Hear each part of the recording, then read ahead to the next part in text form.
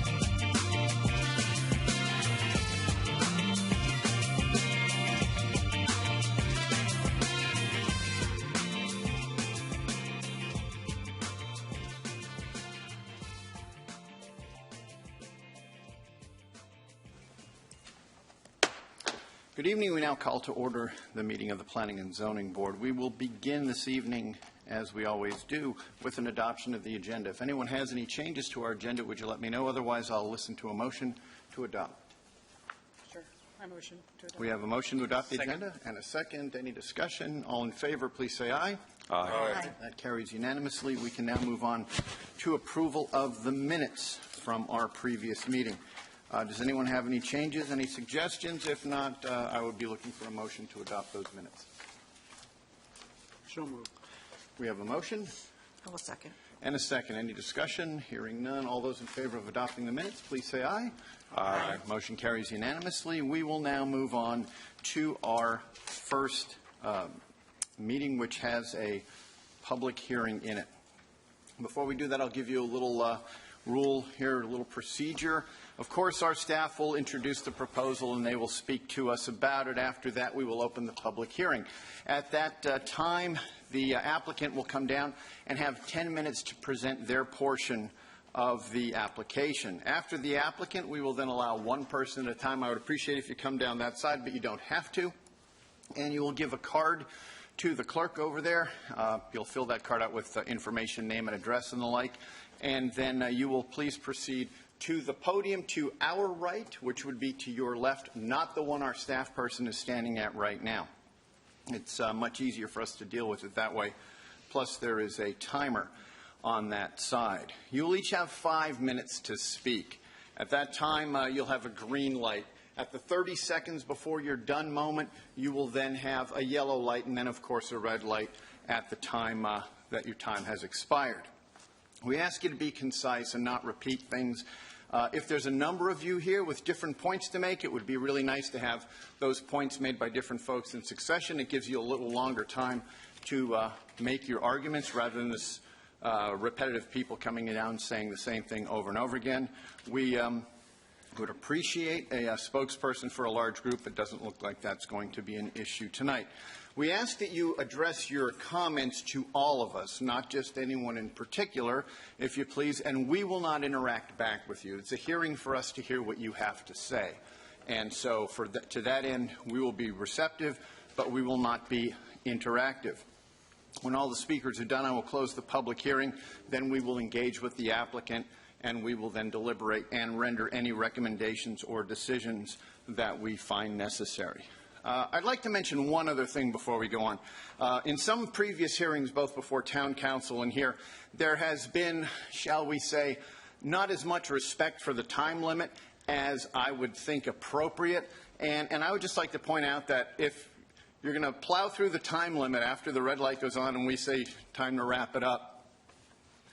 It may impress someone, but at the time, you're trying to impress the 9 of us. And if you show a lot of disrespect for our procedures and our time limit, I'm sure it will make an impression. So I just thought I would point that out. So we will begin with our first case. We're at 15 CPA 09, an associated rezoning 15 REZ 19. Good evening, Thank you. Ms. Gruber. Good evening. This is a combined comprehensive plan amendment and rezoning request for property located on Walnut Street in downtown Cary. In the town center area plan boundary, both comprehensive plan amendment and rezoning function as a combined request. So the property we're looking at is located on the north side of Walnut Street within the block bounded by South Academy Street, West Park Street, and South Walker Street. Notification of both the plan amendment and rezoning requests were sent to properties shown in yellow on this map. This slide shows the stream buffers and floodways within the vicinity. And this slide shows the proposed greenway network in the area. We're looking at a system of sidewalk connectors and street-side trails. Walnut Street is an existing major thoroughfare in downtown Cary. And we do have C-Trans service in the area as well as future C-Trans service along Walnut Street. As per the town center area plan, the current land use designation for 0.42 acres of this subject property is office institutional, and the remainder is medium-density residential. And this town-initiated request to support Wake County's library plan proposes to change the land use designation to high-intensity mixed use, which would allow a variety of uses. The existing zoning is office institutional conditional use for the 0.42 acres colored blue with the stripes. There are some conditions that are proposed to be removed as part of the rezoning request. And the MDR portion, the zoning is town center with a subdistrict of medium density residential that matches the land use. The proposed zoning is town center with a subdistrict of high intensity mixed use. At the Town Council public hearing in December, one citizen spoke, and she shared concerns about views into the downtown park potentially being blocked by a library and/or parking deck. As far as these requests go, Wake County identified the property that we're looking at in 2013 as a site for the new regional library in downtown Cary, and that type of use would be compatible with a variety of uses, including those in downtown Cary. The land development ordinance includes 4 criteria for which we look at to see if a comprehensive plan amendment would be necessary. Staff believes that the second item, new issues, needs, or opportunities, is met with the possibility of developing that new regional Wake County library on Walnut Street. Staff does make a recommendation on the comprehensive plan amendment request and not on the rezoning. So as far as the CPA goes, staff does recommend approval of that request. So tonight, after the public hearing, the Planning and Zoning Board will first make a vote on 15 CPA 09 and then make a second vote on 15 REZ 19. So we need to keep those separate, even though it is a combined request. That concludes staff's presentation, and Ted Boyd, our Downtown Development Manager, is not going to make a special presentation this evening, but he will be available for questions after the public hearing. Thank you. We'll now open the public hearing on this case and begin first with our applicant. Begin first, I guess it's redundant. So we're going to, yes, town, and we're going to not provide an additional presentation this evening, but Ted is available for questions. Would anyone else care to come down and comment at the public hearing for this particular rezoning and comprehensive plan amendment? I don't see anyone coming our way, so we will close the public hearing at this time, and we will now have our questions and discussion. Does anyone have any questions or just out of curiosity, we're leaving, it looks like 3 partial lots at MDR surrounded by HMXD and HDR. And, I mean, was there any thought to just rezoning all of that, or does that make sense? It definitely makes sense. That is something that we have discussed, and please expect to see a future comprehensive plan amendment and rezoning request to look at that as park area. We discovered through this process that we actually do not have a parks category within the town center area plan. Okay. So we'd like to get that created and move to that, since that is designated for the downtown park. Okay. Thank you. Does anyone else any questions for any of our staff members who are available tonight? Well, if anyone's thinking about a particular motion, we'll start with the comprehensive plan amendment first and take it from there. I make a motion to, I move that the board forward case number 15, CPA 09, to Town Council with recommendation for approval to amend the land use plan as proposed. Thank you. Is there a second? Second. Any discussion? Any idea? Anybody want to mention support for their motion at all? I always forget that's what you have to do when you make the motion. You don't have to. I mean, this seems like a no-brainer to me. You know, it's for a good use. It's been well thought out, so I support it. Mr. McFarland? I agree. I think it's looking at, I know a lot of thought is given into this target area, and this is just one step in the process of trying to put all the parcels together for a project that's got a lot of support out there. So, all right. Is there any further discussion on this comprehensive plan amendment? If not, I'll call it for a vote. All those in favor, please say aye. aye. Any opposed? That motion carries unanimously. Would someone care to present a motion on the rezoning? I move that the board forward case number 15, REZ19, to Town Council with a recommendation for approval, as it is consistent with the comprehensive plan and all other applicable plans, and is reasonable in the public interest for this reason set forth in the staff report and presentation. Is there a second? A second. Any discussion? Just my previous comments of that it's a project that fits well into this master plan, and we'll see it move forward. Mr. Reed? I concur. I think it fits well, and it's kind of a no-brainer. Any other discussion on this motion? If not, would all those in favor please say aye? Aye. Any opposed, say no. That motion carries unanimously. Thank you. Thank you. We will now move to our second public hearing. That is on the Luter Property Comprehensive Plan Amendment, 15 CPA 07. Good evening, Mr. Rannick. Good evening. This is a request to amend the comprehensive plan for about 21 acres in the northwest part of Cary's planning jurisdiction. The subject site is located at the northwest corner of Carpenter Fire Station Road and Green Level Church Road. The site's immediately adjacent to the Arlington Park subdivision on the western side of the site. This is a zoomed-in perspective aerial, so you get a better view of the site in relation to Arlington Park subdivision. You can also see Cary Park Town Center in the lower right corner of the slide, and immediately across the street is the Park Corner retail project currently under construction. Morris Branch runs across the northern edge of the site and includes a bit of regulatory floodplain at the northern end. According to the Parks and Recreation Master Plan, there is a greenway. The Morris Branch Greenway runs along the north side of Morris Branch.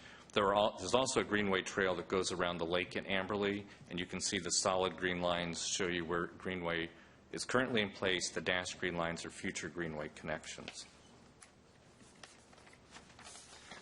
According to the Comprehensive Transportation Plan, Green Level Church Road and Carpenter Fire Station roads are both designated as major thoroughfares. Both are envisioned to ultimately be 4-lane median divided sections. A future expansion to Cary transit service may someday exist going north-south along Green Level Church Road. However, long-range route planning is still ongoing and is in flux right now, tied up with the Wake County Transit Plan and Initiative, which is, as you know, going on last year and continuing into this year. The site is currently zoned R40 Residential District, which is the standard holding zone for undeveloped property in Cary. The site is also within the Jordan Lake Watershed Overlay District. Future land use recommendations for the site are given by the Cary's Northwest Area Plan. That plan currently designates the site or recommends it for medium to high density residential uses. There's also a plan note number 7, which recommends that density should not exceed about 10 units per acre. These plan designations date all the way back to 2002 when the Northwest Plan was originally adopted, and the density range and the note perfectly matched the zoning that was approved for the Amberley development, which was all undeveloped at that time. The Northwest Plan also recommends the provision of an open space corridor following that Morris Branch Greenway and floodplain, averaging about 200 feet each side of the stream, so it's a wide open space corridor that's been recommended. It's been accommodated through most of the adjacent planned unit developments, so we're actually getting most of it over time. You can also see the solid blue line you see here surrounds the Cary Park Mixed-Use Activity Center. It's the middle ranking of Cary's 3 tiers of activity centers. It's a community-sized activity center. So the proposed land use plan. The applicants have made a request to amend this Northwest Area Plan, and the request for amendment has changed somewhat since the original Town Council public hearing on November 19th. So there's 3 parts to their amendment request. First, they propose that the site be placed within the boundaries of the Cary Park Community Activities Center. Second, they propose that the future land use designation be changed from what it is today, medium to high density residential, and instead changed to be commercial or medium density residential. Third, they recommend removing map notes number 7 from applying to the site at all, since they're proposing to take high density residential off of the site as a recommended use. The portion of the site at the north that's currently recommended for an open space corridor is not being changed through this plan amendment request. At the council hearing on November the 19th, 10 citizens spoke in opposition to the request for amendment. They cited concerns such as road connectivity, traffic, public safety. There was a lot of discussion about whether there was need for additional commercial and retail in the area. 4 citizens at the hearing spoke in favor, some citing a request for more restaurants and retail and medical service in the area. And council urged the neighbors and the applicants to continue to work together, and noted that the current plan does support high-density residential, and they remarked that commercial in some cases could be preferable and that the residents should continue their discussion. Since the November 19th council hearing, staff has had, as have board members, quite a number of inquiries from citizens regarding this case. Given the level of interest and the amount of correspondence and phone calls and so forth that have gone on, we've expanded our normal board presentation in order to provide a little more background and depth for the board tonight to help you during your discussion and evaluation. So I'm going to cover the 6 topics you see on this slide in order, and we'll work our way through each of them if you'll bear with me. So the first question, which is very helpful to get out, is to explain what the effect of a plan amendment like this would be should it be adopted eventually. What does it mean? So suppose this site was amended in the plan to be commercial or medium density residential. What does that mean in the future when the board or council gets a rezoning request? Well, that commercial designation on the map does not obligate either the council or the board to recommend or approve any and all kinds of commercial. Council and board still have the leeway to decide what kind of commercial would be appropriate, if any, what scale, what amount, how much of it. Similarly, the medium density residential designation does not mean that council or the board need to recommend or approve every kind of residential rezoning request within that medium density range of 3 to 8 units per acre. The board and council still have a lot of leeway. You get to decide what is appropriate within those ranges and what kind of housing would fit and how it would fit.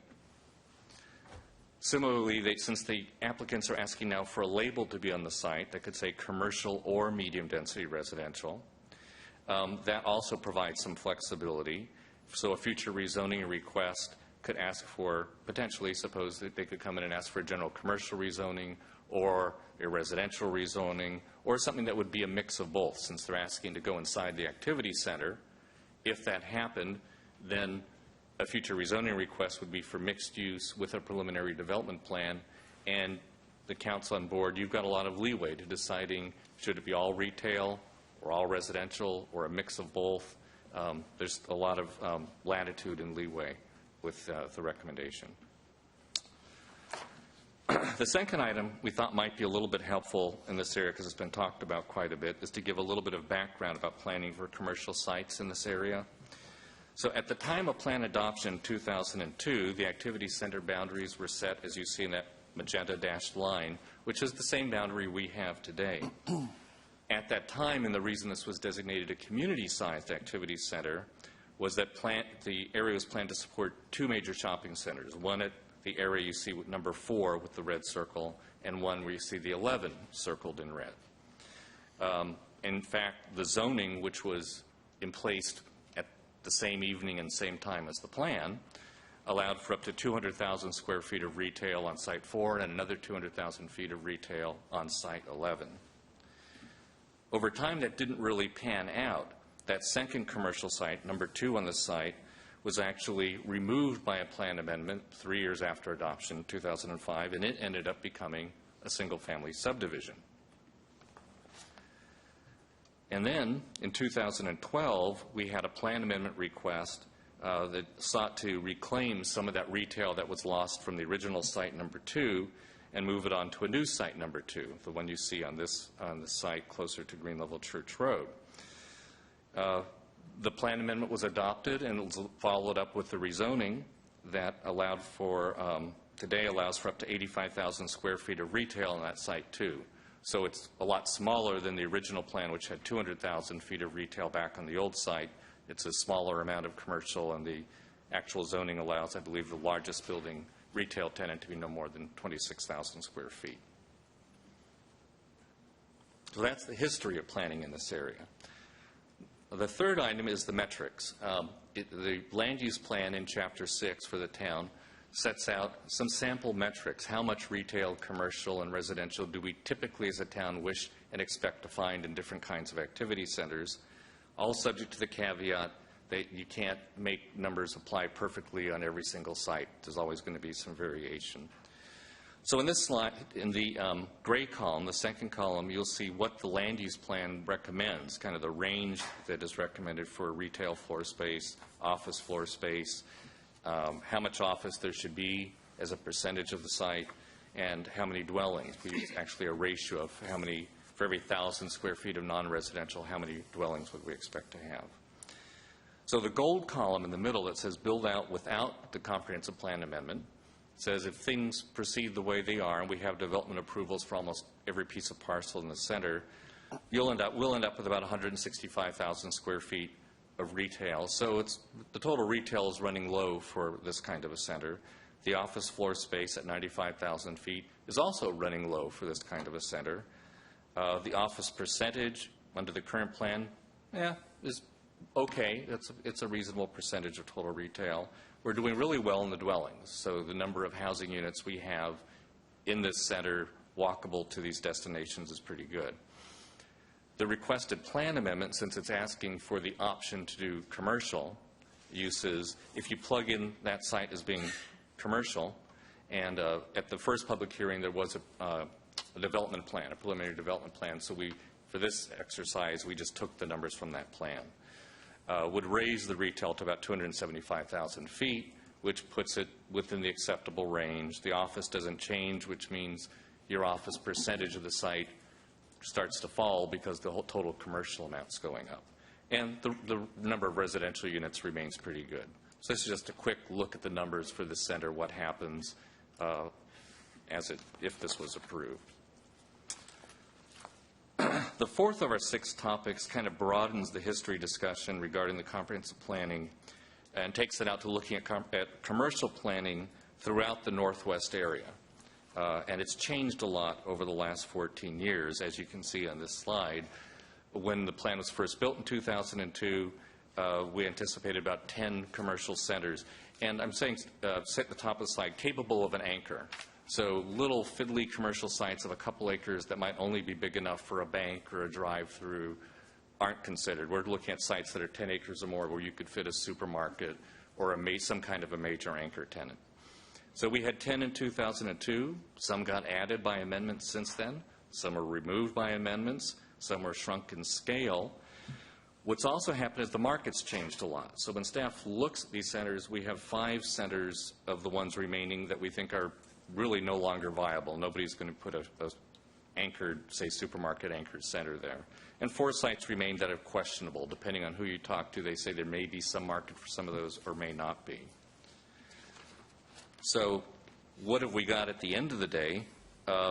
We think if you look over the whole 14 years that have since transpired, we think we've got about, we have 3 existing anchored commercial sites in the area, plus we have 1 in Morrisville at the intersection of Davis and Morrisville Carpenter Road. And we have 4 sites remaining that may or may not prove to be market viable for commercial in this area. And by the way, we do have map slides available tonight that walk through this history of the plan changes over time. But for now, I'm just summarizing this. But if you do want to see where all these changes happened, we do have it later if you wish.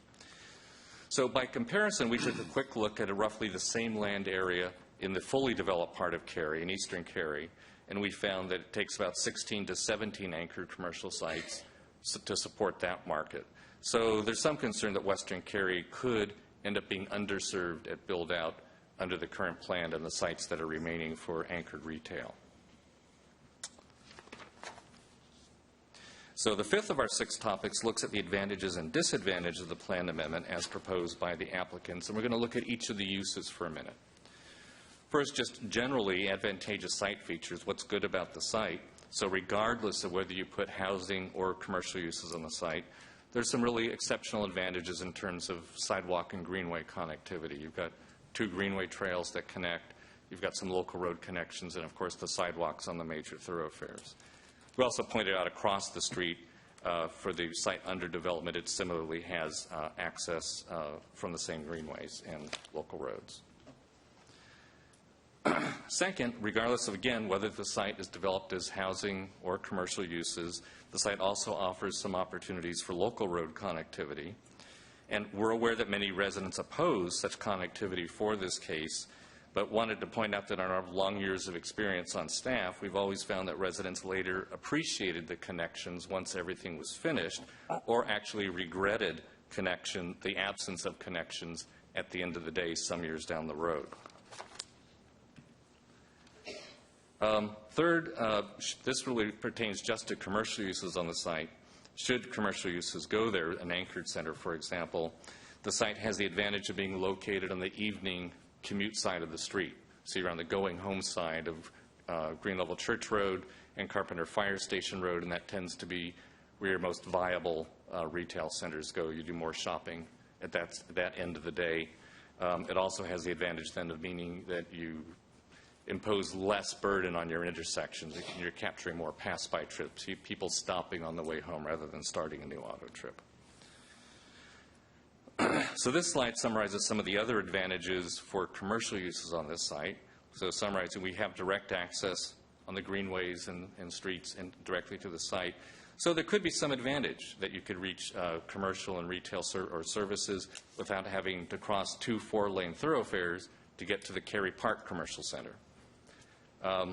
This site, adding commercial, may help address potential undersupply of retail in the northwestern part of Cary. And it's a large enough site that you could provide transitions to the adjacent neighborhood and somehow mitigate that transition of having those uses next to each other. On the other hand, there are also some disadvantages in amending the area plan to include commercial uses at this site. People have cited concerns about lighting and noise impacts. If retail uses are often lit later at night and have people there later, then you would maybe find activity in the neighborhood. Though, depending on your neighborhood, that may or may not be true. You also have a higher level of human activity for retail and commercial sites. You get more coming and going than you typically would in a single-family neighborhood. And third, which is probably we've heard the most about, is that some of the adjacent residents in the neighborhood nearby have noted they relied on the land use plan, the 2002 plan, that never anticipated putting commercial uses here. So the 2002 plan said what will be next door to you someday will be more residential, and some people perhaps relied on that, and so this is a big change to consider something different. So now, just as for commercial uses, there are also some advantages and disadvantages of keeping or having medium-density residential uses on the site. And just to kind of, what we mean by medium-density residential on the land use plan is housing at anywhere from about 3 to 8 units per acre. It includes small lot single-family, such as in the adjacent subdivision, as well as things like patio homes and townhomes. Medium density does not typically include multifamily like apartments or condos. So some of the advantages of keeping medium-density residential here, well, first, it's the same land use category as the developed neighborhood next door. The applicant's request, though, does take high-density residential off the table. So part of the plan amendment removes the option that someday the plan could support apartments and condominiums at higher densities. Some of the disadvantages of keeping the medium-density uses here is that you could displace some of the opportunities for shops and services if this part of Cary becomes deficient in those sites, and you risk under-providing retail in the northwestern part of Cary. Finally, there are, of course, advantages and disadvantages associated with the applicant's request that the site be labeled to be commercial or medium-density residential. So you've got some options. The advantages are that board and the council and future applicants have a lot of flexibility. You have flexibility in looking at future cases and deciding, do you think it fits to be mostly retail or mostly residential or some mix? You also have an opportunity in that label to have a little bit of each. So there's some flexibility. The disadvantage is that there's a little more uncertainty regarding what the future rezoning requests might be, because an applicant could come in with a mixed-use rezoning and a preliminary development plan that's all retail or all housing or has a mix that you didn't expect or something. So that is, of course, the uncertainty that would be dealt with. So the sixth and final topic we wanted to share with you tonight concerns the questions of whether or not it's actually even feasible to design a compatible development on this site that includes commercial uses. So over the last couple of weeks, staff identified, we actually looked at every commercial center in Cary that has immediately adjacent to it a single-family detached neighborhood. And we found 21 of them in Cary, 21 shopping centers that have a single-family detached neighborhood right next door. Of those 21 cases, 11 included a direct local road connection straight into the shopping center, and 10 did not have a direct connection into the shopping center. So what did we conclude? We looked at each one and said, well, how was this done and how was the compatibility achieved? And we came to the conclusion that commercial uses can be designed, given that the site's 20 acres or more, to be compatible with adjacent single-family because it's already happened 21 times in Cary. We have experience doing this. How does that happen? Through things like appropriate scale, buffers, transitions, putting the right uses next door. There are all manner of ways that shopping centers have been planned next to single-family that you can make it compatible. And it is varied in Cary, everything from 100-foot treed opaque buffers to hours of operation to fences and berms and visual barriers, compatible architecture, limiting story height. There's all manner of approaches. So, and we do have the list of those 21 precedent cases available this evening and photos of each, should the board have any questions or wish to see anything during your discussion later. So we close with what the land or development ordinance says, and it has 4 criteria for consideration when reviewing a request to amend the plan. Those 4 issues are here. We think only the second one applies in this case, that the new issues, needs, or opportunities. And as you've seen tonight, many of the commercial centers that were originally envisioned in northwestern part of Cary never did pan out, and we have the risk that the area could be underserved by retail.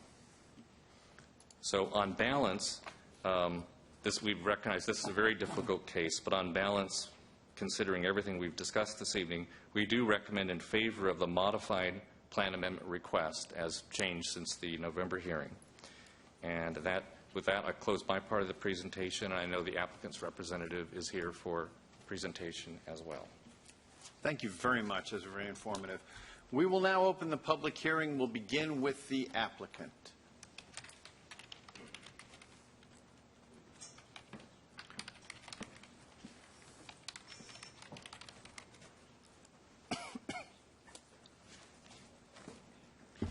Good evening, Chairman and members of the Planning and Zoning Board. First of all, let me say Mr. Ramage did an excellent job going over the proposed amendment. I was going to be somewhat brief and go over the key points, but since he was so thorough, you're probably going to hear a lot of them, so forgive me, but I am going to continue, but Scott did do an excellent job. What we want to do tonight is bring up some of the key points of this proposal and why we believe it is appropriate for the site. The current designation on the Northwest Area Plan is medium to high density residential, and there is a small portion of the property that does have a land use designation as parks and open space. As staff pointed out, our initial request was to go from the medium to high density and the parks and open space to commercial. And of course, voluntarily, we have requested that the Luda property be added into the Cary Park Mixed-Use Community Activity Center. After the public hearing and comments that were made by the residents, comments that were made by council, and meetings with staff, we did modify our proposal, and now we are requesting commercial or medium-density residential. Again, the request is to include the property into the overlay district, and we are maintaining the parks or open space designation. By lowering the density to medium density, it goes from a maximum of 10 units per acre to a maximum of 8 units per acre, which would lower the overall residential density in this area. And in hearing some of the concerns about what potential uses could be with up to 10 units per acre, such as multifamily apartments, we felt that going to medium density was a excellent compromise for the residential portion. I want to point out the importance, we believe, for including the property in the mixed-use activity center known as Cary Park. To be in an overlay district, you are required to ask for MXD zoning, mixed-use zoning, and with that comes a preliminary development plan. Again, the applicant voluntarily asked for the property to be in the overlay district. We believe that that was going to be a very important selling point to both the neighbors, council, and of course this board in providing more specificity in terms of what would be on the property. With MXD zoning, you do have the preliminary development plan that does get approved as part of the zoning, along with the written conditions, and this provides assurances as to what will be built on the property. So coming into the overlay district was a real key critical point. This is something that did not have to happen, but we felt that in order to be able to provide the citizens in the town with what was going to be proposed, this is the way the applicant wanted to go. Looking a little bit at the matrix for the Community Activity Center, that was pointed out, by adding the commercial into that matrix, we are in compliance. In fact, we're still a little bit on the low end for retail, and of course, quite a while ago, this area met its requirements for the residential component for the matrix of the Community Activity Center. The proposed amendment will facilitate the location of non-residential development at a major intersection, which is a goal of the comprehensive plan. We want to show how our proposal does comply with what is in the comprehensive plan, and that is one way.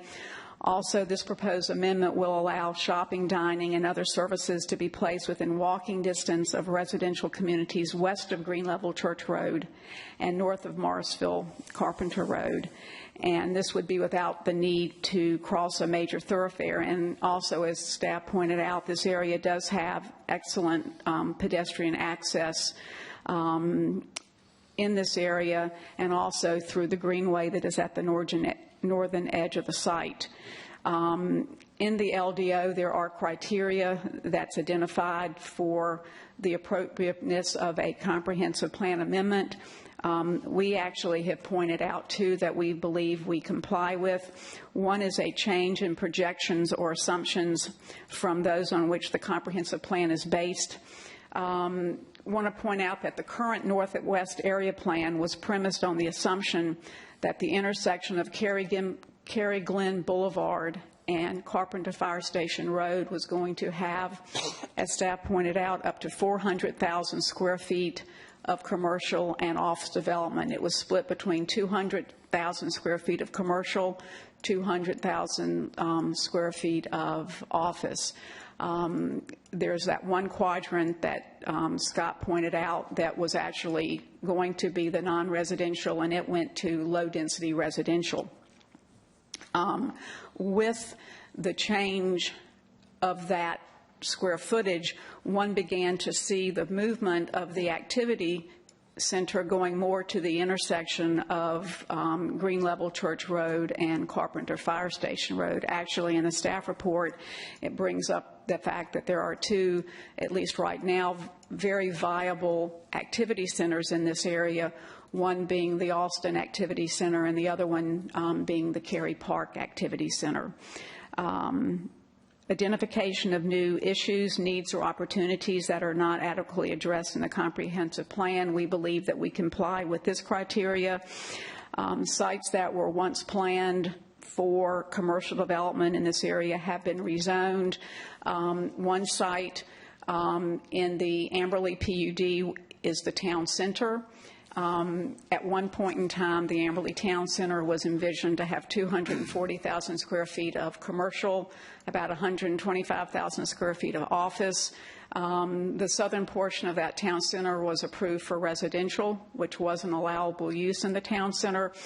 And for those that may not know, a while ago there was a Wake County Elementary School that was approved on the Amberley Town Center site. So that took up the bulk of any actual commercial that could be on that site. There's a little part of the property that is left that can potentially be commercial. I'm not sure if it's come in or what's happening for that little bit, but basically not only did that 400,000 square feet go away, the Amberley Town Center, which is to the north of this site, was also removed with a school site.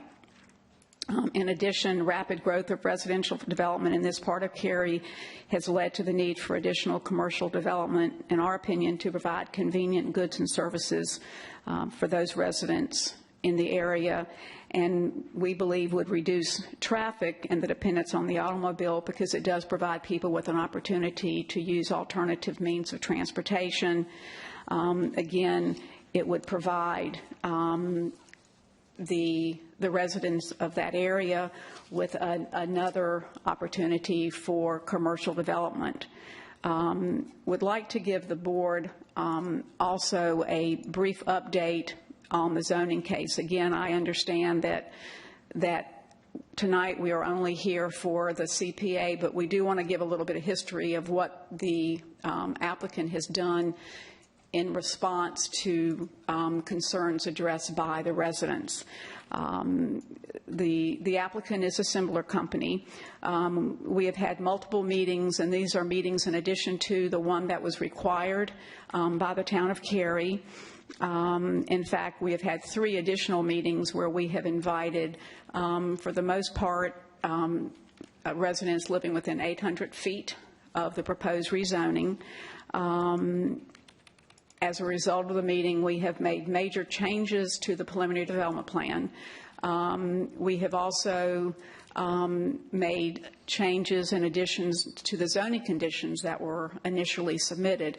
Staff pointed out that some of the concerns with putting commercial next to residential is the impact that that use could have on residential development. Again, this would be for the next step, but if one looks at the zoning conditions that have been added, that is something that we have done. We've done it through additional buffering. We've relocated buildings.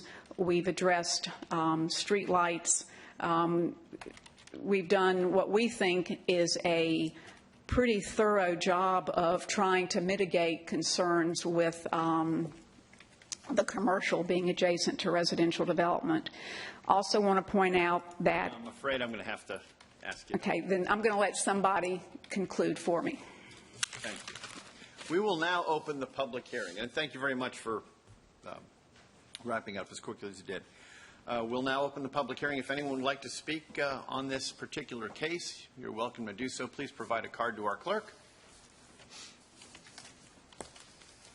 And if you'd be so kind when you come down to begin with your name for us, that would be very helpful.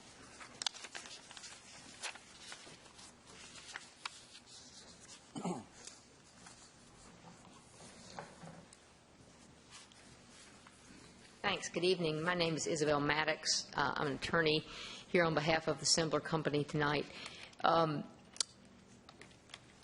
We wanted to continue what Glenda was saying. We believe at the last meeting that we had with our neighbors, it was they clearly preferred commercial to residential development. They were pleased with the changes we had made to the preliminary development plan, as well as the conditions that we had offered, except for the connectivity at Northlands Drive. And we've told them that that's not really a call that we can make, and we'll continue to talk to the neighbors as we go forward. We also want you to know that transportation issues are really critical in this location because of the major thoroughfares. The corner we're on, 2 major thoroughfares. We have gotten approval from NCDOT for all access points shown on the PDP. That includes a leftover and a right-in from Carpenter Fire Station into the Luter property. We believe that will greatly enhance the accessibility of that site and the safety of those thoroughfares. We feel like our zoning case is in good shape, and we want to continue to work with the neighbors to make it even better. But returning to the comprehensive plan amendment, which we understand is the main topic tonight, we like the choice of going from commercial or medium density residential. We feel like that's sort of a win-win, because if you really want residential, you have a win because we've lowered the density. But it still gives you the opportunity for commercial. It allows the council and the planning board to make the decision as they see fit. We also feel that this plan, by allowing the commercial, addresses the comprehensive plan goal of allowing for walkable retail opportunities. We think that it will set the stage for allowing for more commercial development to serve a growing population of Cary, and we think that this request is reasonable and in the public interest, and we would appreciate your support. Thank you. Thank you. Next speaker, please.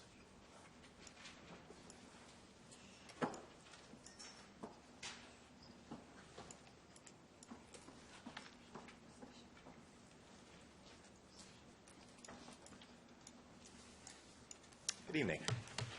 My name is Matt Schwabel. I'm here tonight as a resident of Cary and a homeowner in Arlington Park. In this instance, my property backs up to the Luter property, so this is an issue that is literally in my backyard. I emailed you all individually earlier today with my concerns, so I'll be brief. My main concern tonight really has to do with something that was mentioned by the planning staff report earlier today.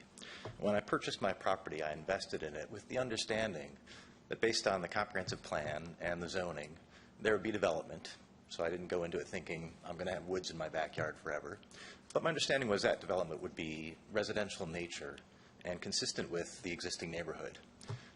So tonight my main concern is adopting this amendment and allowing commercial retail space to come in that property would be really inconsistent with the neighborhood and, in my opinion, have a negative impact on the neighborhood as well as our values. So that's the main concern I have, and I thank you for your time. Thank you.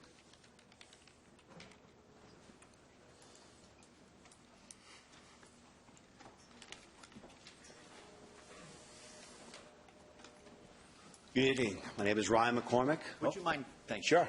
Here you go. My name is Ryan McCormick. I am a resident of Cary Park. I've been there for 3 years. It is wonderful. It is amazing. And I hope it continues to be that way indefinitely. The reason why I'm coming to you tonight is to express on behalf of many of the residents that we are not being heard. We don't feel like we're being heard, and I'll explain why. Because many individuals have come out in opposition to this retail development, to this rezoning proposition, and despite all their oppositions, despite their fierce oppositions, we just don't feel like our messages are getting through. We talked about this idea that we're going to have this new retail space and that we can walk, and there's walking distance to these stores, and that sounds great, but we already do that. We can already walk to a Harris Teeter. We can already walk to a pizza place. We can already walk to 2 pharmacies. There's a lot of stores that are already around us right now that we can already walk to. Now, the idea of putting additional retail space in here is going to lead to a lot of construction. It's going to lead to this idea that we're going to have lights on later at night, and with increased retail space, with increased commercial development, goes with the traffic and the possibility of crime potentially increasing. Just from a logical perspective, I want to bring to your attention that in the past, in 2015 and in 2016, there have been 22 major retailer stores that have closed in North Carolina alone. I think that really needs to be put into consideration. And the residents here, I don't feel that they're completely opposed to any future development, but maybe now is not the right time. Maybe it needs to fill out a little bit. Maybe that the town needs to develop and grow, because when there's a need, it always gets met. And I think that we should really just keep in mind the consideration that while this company has their good reasons for developing in our area, they should also keep in mind that the 1,100 people or more who are homeowners here, their needs should come first. And as far as engaging the community, my understanding is that they have probably gone to Amberley or some of the other communities. But I live in Cary Park, and none of us have been contacted. There haven't been any meetings done by this company to address our needs and concerns. They haven't listed a top 4 or 5 reasons why we should have this development. So please keep our needs in consideration. We have a world of respect, and all we want to do is to raise our families in a very safe, clean environment, and we hope to continue to do so. Thank you for your time. Thank you, sir.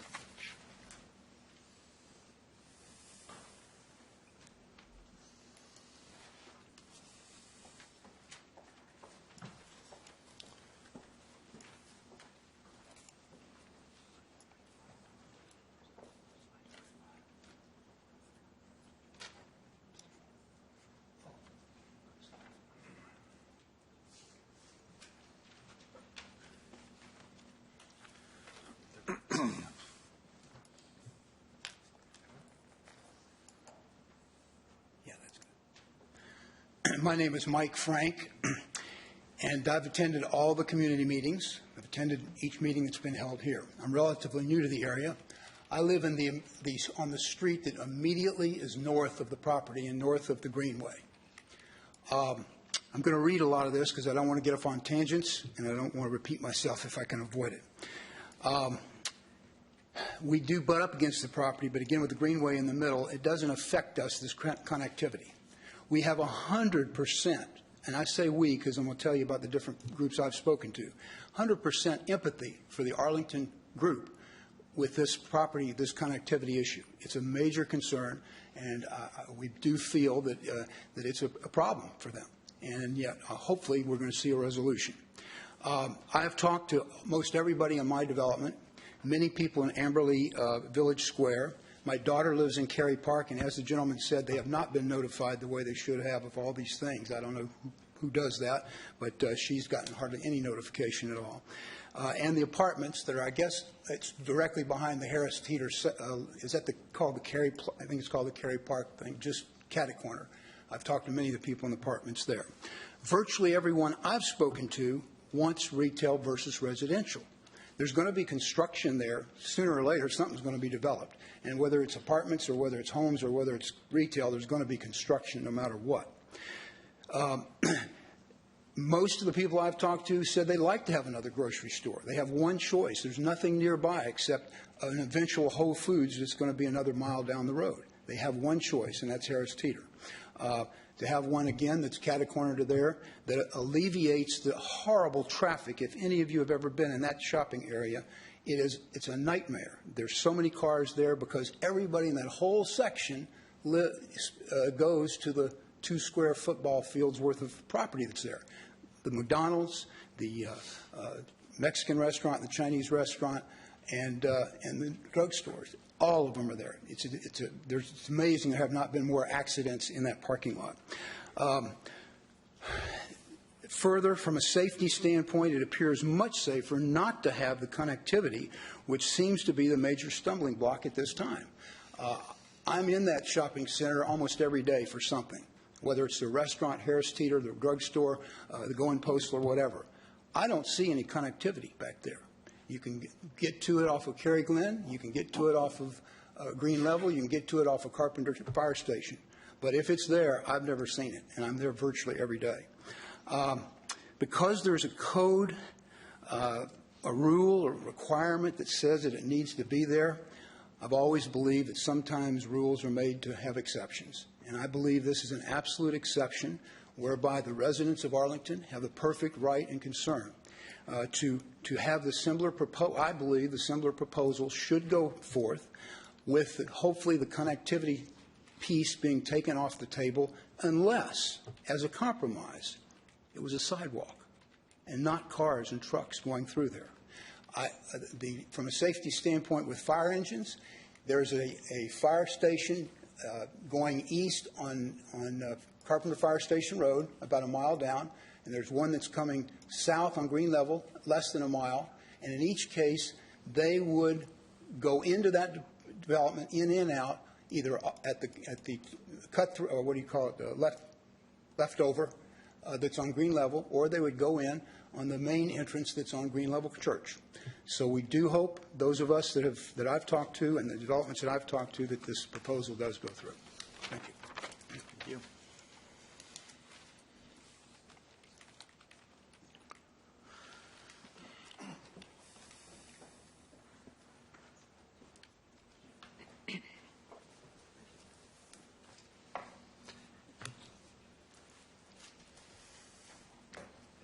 Hello, thank you for letting me speak here. Unlike the last resident, I actually do live in the actual neighborhood. May we begin with your name, please? My name is Peter James. I live on the road that's directly affected by this development, and I actually do live in the neighborhood, unlike the last gentleman who spoke, who lives much further away. So I do feel a bit more impacted. I actually moved to this area about 3 years ago.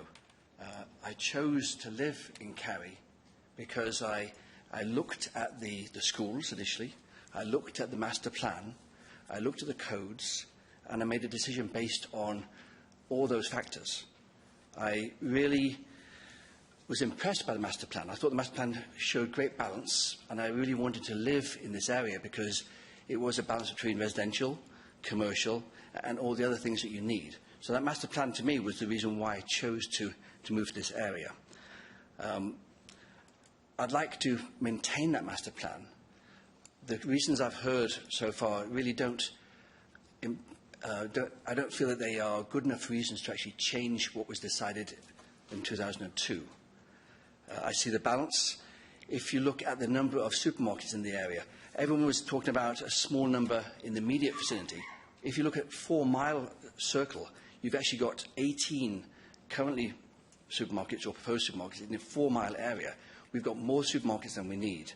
It really isn't a need, and it was actually mentioned by staff as something that was doubtful.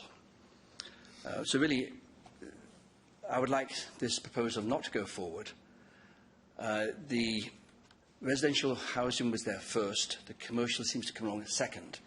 In the past, developments for commercial were first, and then the houses came along second, and the residential came along second. I think that's perfectly okay.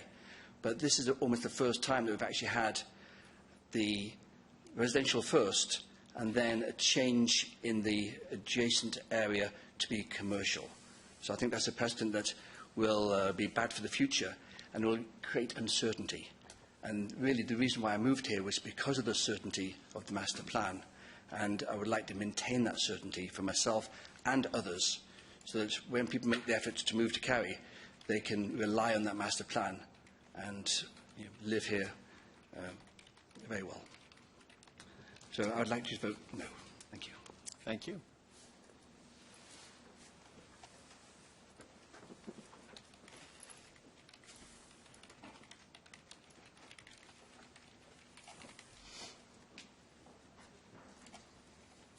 Good evening. My name is Ashish Prajapati, and I'm going to read just to make sure that I do it as efficiently and quickly as possible. So, as a resident of Arlington Park on Emerald Downs Road, I am representing few of my most impacted families as we share the property line with the proposed development. To be very straight and clear, I am here to oppose the building of the shopping center. I am not opposed to the development, but I am opposed to having a shopping center with a big retail grocery stores within less than 100 feet from my backyard. For anyone who says there are no alternative, I say there are two.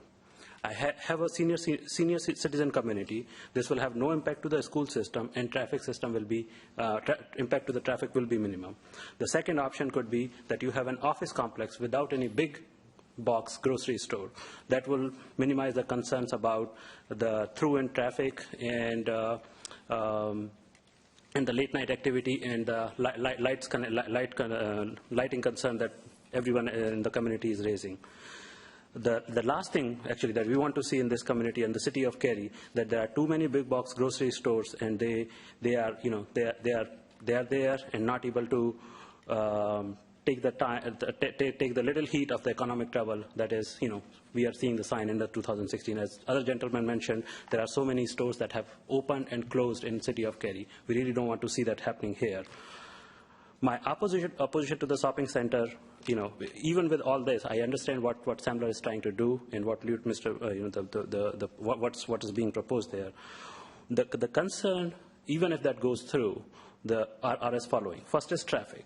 Everyone has talked about the safety concern related to the shopping. Other gentlemen talked about, the two fire stations that are there. So really, if the emergency vehicles are trying to reach this proposed shopping center, they will never be coming from the Northlands Drive. They will be really coming from the Green Level Church. So there is really no point in making that. And other thing that you can be done, if that is really needed, is you can make some controlled access that the emergency responders can open when needed. It does not have to be a through traffic all the time available, and then the cars with the people from the getting into the grocery stores and trying to cut through the neighborhood just to make a quick turn there.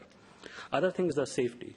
Due to increasing incident of theft, break-in, carjacking, and other petty crimes, I don't want me and my neighbors' houses left exposed to the big parking area that with public access, where people can just walk and run from the parking lot to my backyard. This is the biggest concern.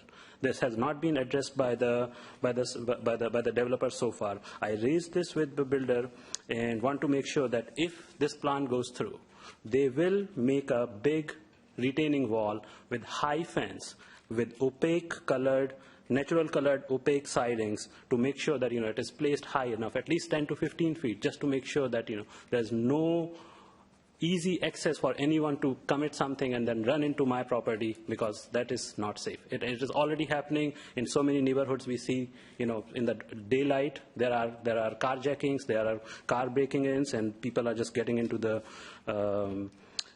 garages and picking the stuff and all those kind of things. Other thing, again, this has come up, and again, I like to really mention this thing. We have been told that the council member feels that lack of in-person opposition from Arlington Park is considered to their agreement to this plan. This is really not true. I like to clearly deny that. In today's time, we need to have a better way of communicating.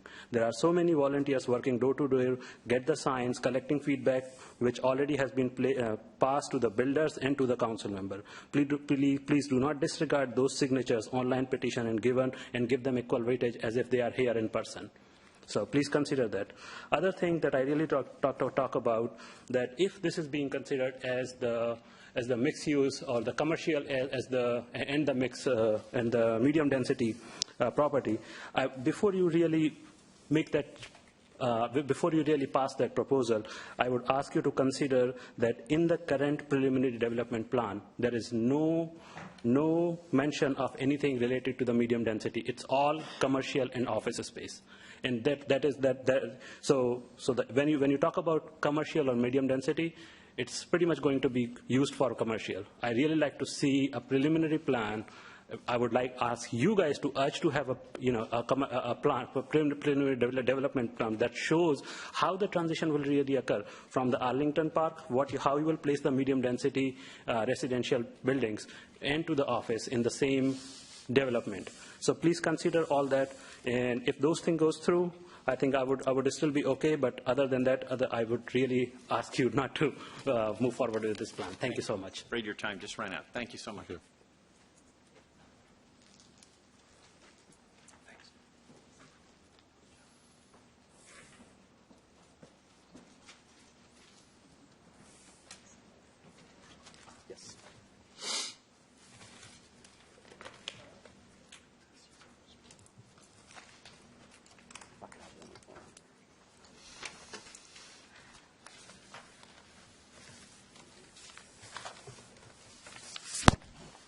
Thank you very much. My name is Ben Kuhn. I'm with Ragsdale Liggett in Raleigh, North Carolina. I'm here on behalf of Matt Schwebel, who you heard from first, who lives in the Arlington Park neighborhood, and on behalf of the group Neighbors Against Amberley Village, which includes a group of folks that have signed an I-petition online of some 299 persons strong, with approximately 115 comments on that I-petition, the vast majority, if not the almost conclusive majority of which are opposed to this comprehensive plan amendment and rezoning. And you heard some of the comments, and I won't belabor them much, but other than this, you have an orderly process to look at comprehensive plan amendments, and there are procedures set forth, and you have them there. I passed them out, that talk about the standards that you look at.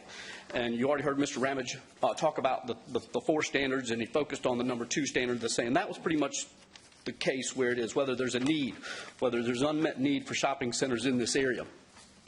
I'll get into that in a moment, but you have, as you heard, ordered expectations from people who come here and live here based on the laws, which include your zoning ordinance and your comprehensive plan amendment that tells the town and the city where particular types of development are going to go based on the concept of transitional zoning. This violates almost all of the concepts of traditional zoning, except for the fact that they've tried to put in here a potential red herring of a medium-density residential that, based on, we understand the developer's intent for the property, is next to meaningless. If it were medium-density residential and perhaps office institutional, you might have a little better argument that this would be something that would be suitable for a comprehensive plan amendment. When you look at the Cary Park Community Activity Center numbers, and you saw in the orange box and the green box which ones have a deficit, retail being 164,000 based on a minimum of 250,000. But then you look at office and institutional, it calls for 250,000, but it only has 95,000. So if you're going to amp up any type of other development in this area other than residential, it wouldn't be retail, it would be office institutional based on the metrics in your own comprehensive plan and the future land use plan. And so when you look here, you have ordered expectations of the neighbors here that are going to be clearly upset. This is unprecedented. You heard that previously also in the presentation by Mr. Ramage at the November 9th Town Council meeting, where changing the comprehensive plan and rezoning property where there is an existing developed residential subdivision and then rezoning and changing to allow commercial and shopping center has not been done before. They've done the reverse, where there's existing commercial and they rezoned the adjacent vacant for residential, but this would be unprecedented. And that obviously changes the ordered expectations of not only these people in this neighborhood, but in the entire town of Cary, if this can happen. And you change it not just from medium density to from high density residential down to medium density residential, you actually go the other direction to commercial, which can be high density commercial, and that's what this is for. Now, to segue into the need, if you look at the map I set up to you, this is kind of an aerial map that shows you the general locations of all the various shopping areas, and we found that includes 2 that were noted by the town of Cary's planning staff report before town council, which includes items B and C on the map and item D.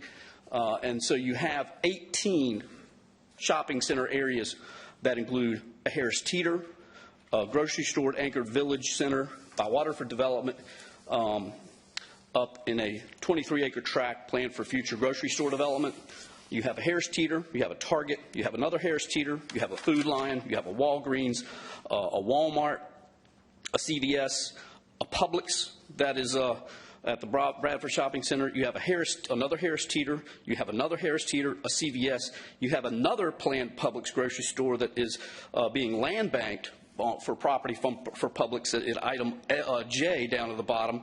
That is to be at the northeast corner of Green Level Church Road and Green Level West Road, and a Lowe's grocery store a distance of only 1.1 mile away. In essence, this is trying to put a square peg into a round hole. You have an area that is not a food desert. You have a Wegmans coming, you have everything else coming. This is a food oasis. There is not a need. It doesn't meet your requirements, and it should be denied. Thank you so much. Thank you. Do we have another speaker?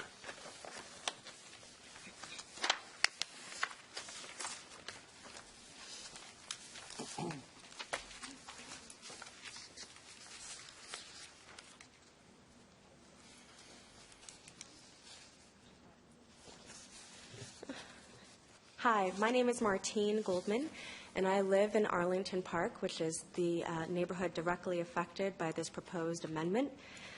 Let me just start off by saying that I'm pretty frustrated at the mixed communication, lack of communication that's been going on that we as residents feel is very confusing. We definitely do not want high-density residential coming next to us. Nonetheless, we don't agree that we need another supermarket directly across the street. Where the Walgreens is across the street from this proposed plan, where the Walgreens is, it's empty. Why wouldn't we fill that up and see what the need is afterwards? There is space there for an anchor supermarket if they feel that that is something that's necessary for this area. I just feel that it's becoming overly saturated with commercial space. There's going to be a Publix on Green Level Church a few miles down from this area, several supermarkets, the Whole Foods, the Target shopping plaza, what we already have, what they're building across the street on Carpenter Fire Station Road already. We moved here for quality of life, a residential community to raise our families, let our children play, ride their bikes, be able to get off the bus at night, get on, wait for the bus. And we feel that this would directly affect this quality of life that we have come here for. Regardless of what goes there, one of the main issues we all have is connectivity. We feel that this would be very disruptive to our everyday life as well as possibly dangerous to our children and families. From a safety standpoint, emergency vehicles would be able to come and go from Carpenter Fire Station or Green Level. And as they stated, there is an approved left turn into that possible development from Green Level, so there would be no need for connectivity. When we moved to this residential area, none of us had any thought that we would be connecting to a commercial space. At the November meeting, several council members expressed their concerns about the connectivity, and even one member in particular urged the developer to go through with the quasi-judicial hearing. So I spoke to the developer directly, and what frustrates me is that there seems to be a runaround. The developer said that they would not proceed with the quasi-judicial hearing because council says that they haven't heard enough opposition to connectivity. Yet the council says that they can't do anything because it would be up to the developer. And the developer says it's basically impossible to succeed on quasi-judicial hearing without council support. So what are we as Cary citizens and Amberley residents supposed to do? It directly affects us. It goes against policy to connect from an already existing residential community to commercial space. Yet it seems like there's no way to stop it as residents. Do we have no voice? Do we have no power? Do we have no one ensuring our quality of life is protected? Why must we be the guinea pigs in this particular matter? In an effort to not only do what's in Cary's best interest, but more importantly, its residents, I implore you not to let connectivity be a possibility should this project go through. Thank you. Thank you.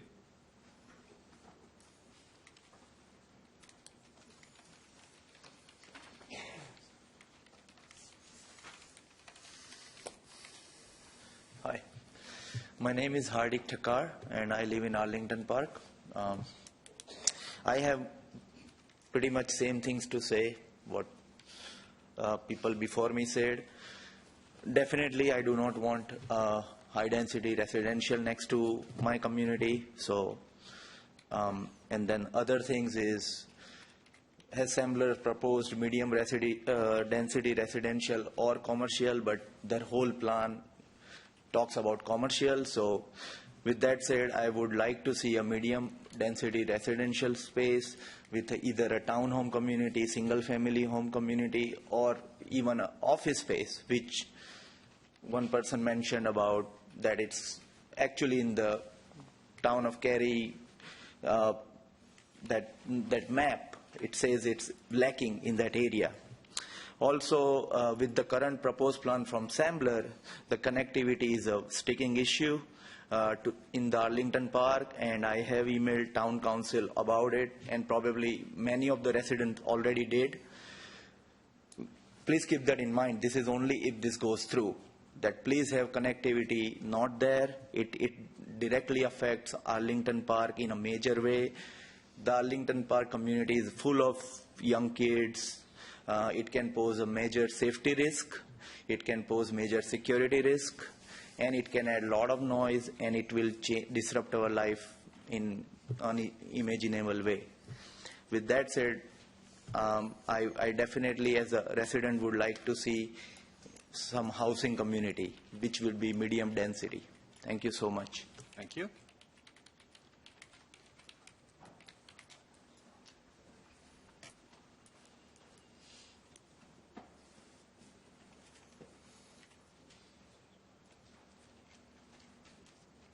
Good evening. My name is Tim Singleton, and I'm a homeowner in the on Northlands Drive in Arlington Park. I go back and forth on how I feel about the development, but the one thing that never escapes my mind is safety. I have a 4-year-old son. There's a bus stop right across the street from me.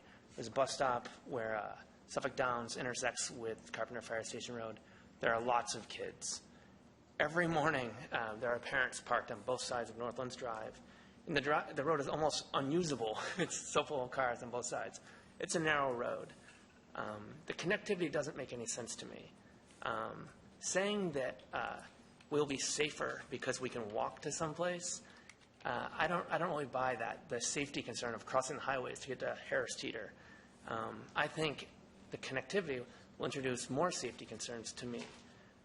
Regarding something that I mentioned before about the access for the fire department, the rescue squad, or the police, as it currently stands, how would they come to an emergency at my house? Well, they would come down to Carpenter Fire Station Road, they'd make a right onto Suffolk, and then a right onto Northlands. That's going to be what they do no matter what, whether there's connectivity or not. They're not going to come in another way. We're not buying any time. I just don't think the connectivity makes any sense for the kids, for our families, and I'd like you to consider that when considering this motion. Thank you. Thank you. Have we any other speakers on this case? Yes, we do.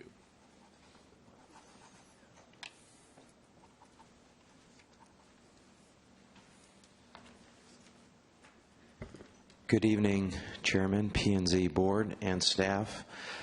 Tom Horaeus with the Sembler Company, the applicant for the rezoning request, CPA amendment request in front of you. Just wanted to just state a few facts that are, I think, critical and important. This is a process, and the Sembler Company understands that. It's a process with staff, the residents, on a continual basis. We started out with the required town hall resident meeting back in, I believe it was October, and we heard loud and clear a lot of the input from the residents, which was all very meaningful input, and we appreciate it. Since then, we've had 3 resident meetings ourselves that we initiated in the Amberley Clubhouse, actually right behind Arlington, to make it very convenient for the residents there. We sent out 300 invitations for each of those meetings, and we averaged about 20 folks per meeting, which is great. We appreciated all the feedback and input. It resulted in us changing our PDP plan, which we submitted early to the town to be transparent about what we were proposing. And the residents reacted and requested a bunch of changes to that plan, of which we've made 90% of them. And to be honest with you, it's actually a better plan. We feel proud that that's been a co-authored plan with the residents, our consultants, Assembler, and the town. So we're very happy and excited about that. So I think it's, if approved, it'll be a better product for the community. Just want to also note that the Assembler company's been around over 55 years. We just develop residential retail of different shapes and sizes. We have an occupancy in our portfolio of over 6 million square feet, in excess of 90% occupied and paying rent. And that was a statistic also that we held through the Great Recession, which we're actually very proud of. Assembler is a family-owned company. We're privately held. We're very hands-on in what we do. We are not speculative developers. We develop when there's a need and a demand.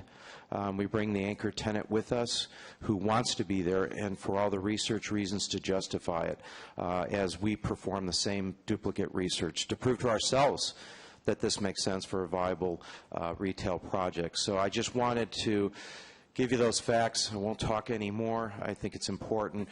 Appreciate all the input from the community, staff, the residents, and it's been a great experience. You have a beautiful community. We'd love to be a part of it and appreciate all input. We have our entire consultant team here to answer any technical questions that you or the residents want answered. We believe in continuing this process and being transparent. Thank you so much, and a Happy New Year, everyone.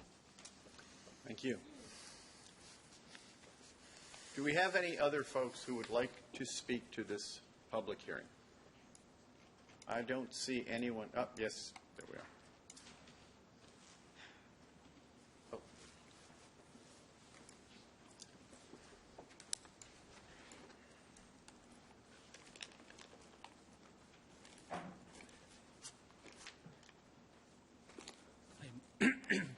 My name is Raghu Pali, and I'm a resident in the Arlington Park subdivision. I'm actually on Emerald Downs Road, which is right across the property, the proposed development. This is the first time I'm attending this meeting, so I don't have a lot of the information that the other guys who have taken more interest here have.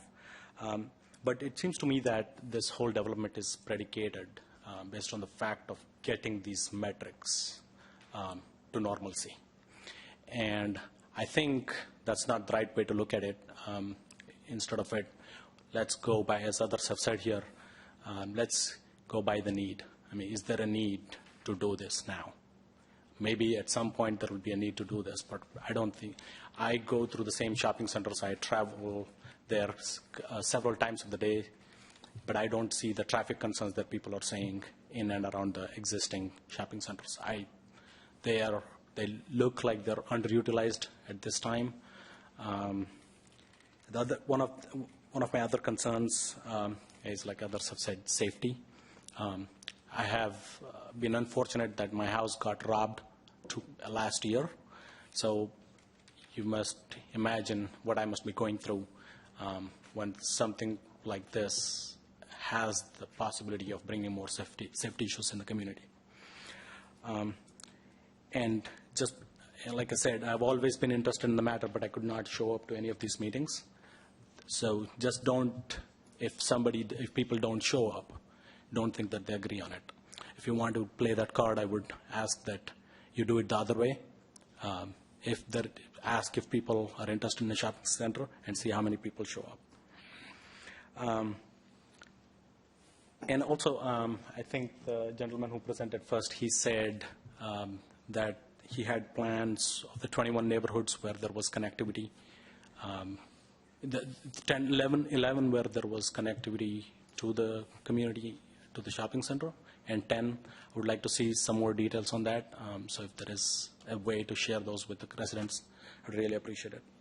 But just to set the record straight, I am definitely against the connectivity for safety reasons.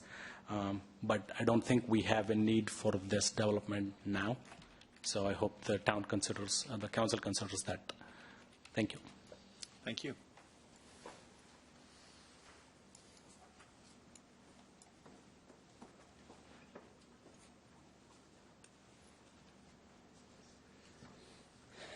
Good evening, Council. My name is Tucker McKenzie. I work with Withers Ravenel, the engineer for the project. I want to keep my statements brief, as you've heard a lot of statements from a lot of different people. One thing I wanted to address directly in concerns to the connectivity, it is Sembler's goal to work with staff on the connectivity, on alternative means of providing connectivity to help reduce and mitigate any negative impacts that it may have with concerns with safety, with traffic, and all the listed concerns that the residents had. So as we go through the site plan process with both staff, we'll work diligently on alternative methods that to meet the connectivity concerns, regardless of the way they may be. Another quick topic that we'd like to bring up is that office uses are allowed in the commercial designation. There has been some conversations with an office user, medical office user, for this site, and that is in line with the goals of this development to meet the needs for the surrounding areas. Thank you for your time. Thank you. Would anyone else like to address the board for this public hearing? All I got to do is stand up. If I don't see anyone stand up.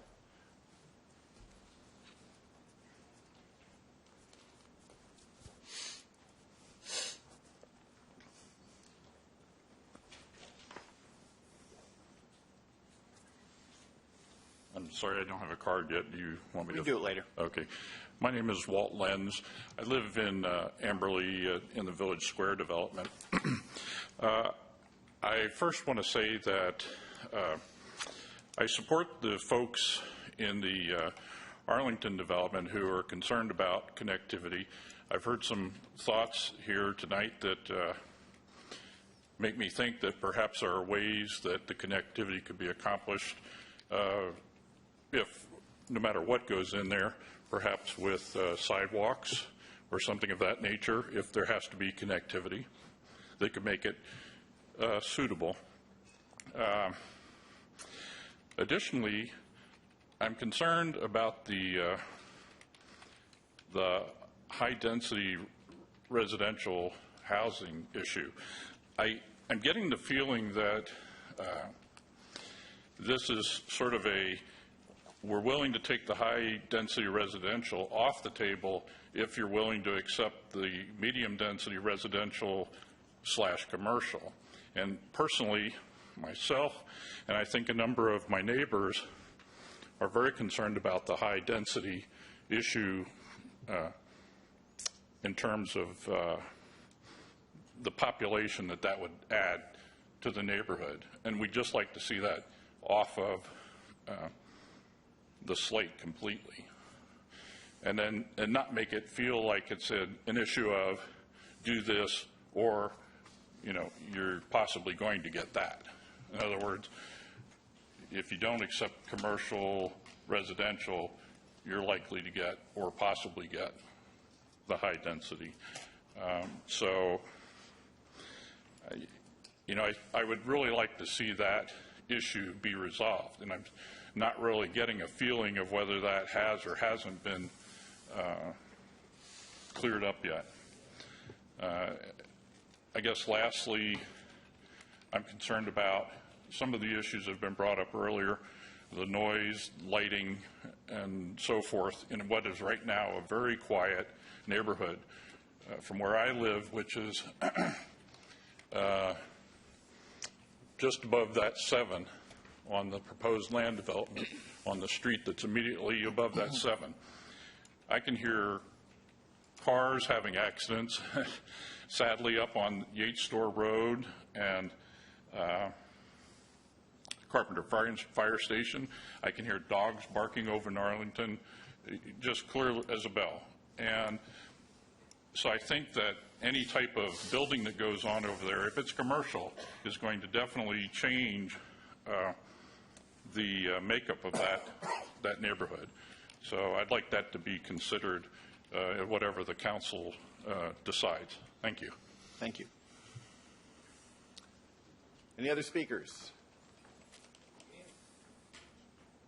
Seeing nope. Is there another one?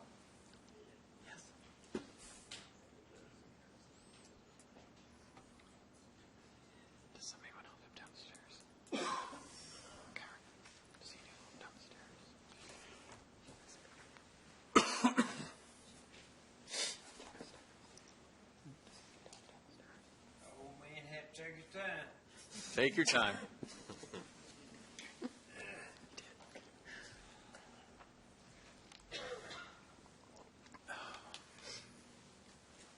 I'm Grover Luder. I know that a lot of you folks know me. And somehow these people were working on this project. They're real good people. You really don't know until you meet them and they come by you and more like home folks, you know. And I'm sure they would do a good job because I've seen some they've done. And this farm's been in our family, my wife's family, 160-some years, I think, and it's been handed down, of course, and been split up. And you folks know we got the last little corner.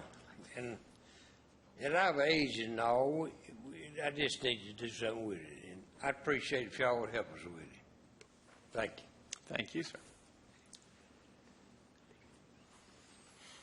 Any other speakers? I see no one standing at this point. You can even just raise your hand if you plan to stand, but I don't see anyone else. So I'm going to end the public hearing, and I'd like to ask a question of our attorney for a second. We got a number of documents here. We've been given documents through the course of the day today. We've got some from the planning staff. Does anyone want a moment or two to look through these things? When the speakers are here, we're paying attention to them and not rummaging through the documents. Would anyone like a few minutes to look at these, and is that appropriate? Absolutely. If you wanted to take a short recess to look at materials, then that would be your prerogative. Anyone want to do that, or are you ready to press forward? Everyone's okay? I think these are materials that have been provided beforehand for the most part. So. All right, then we'll dispense with any time to Mr. Chair, if you don't mind, since you called me up here, yes. I just want to remind you all that you are voting only on a comprehensive plan amendment tonight. You have heard lots of discussion about a preliminary development plan and what may happen in the rezoning stage.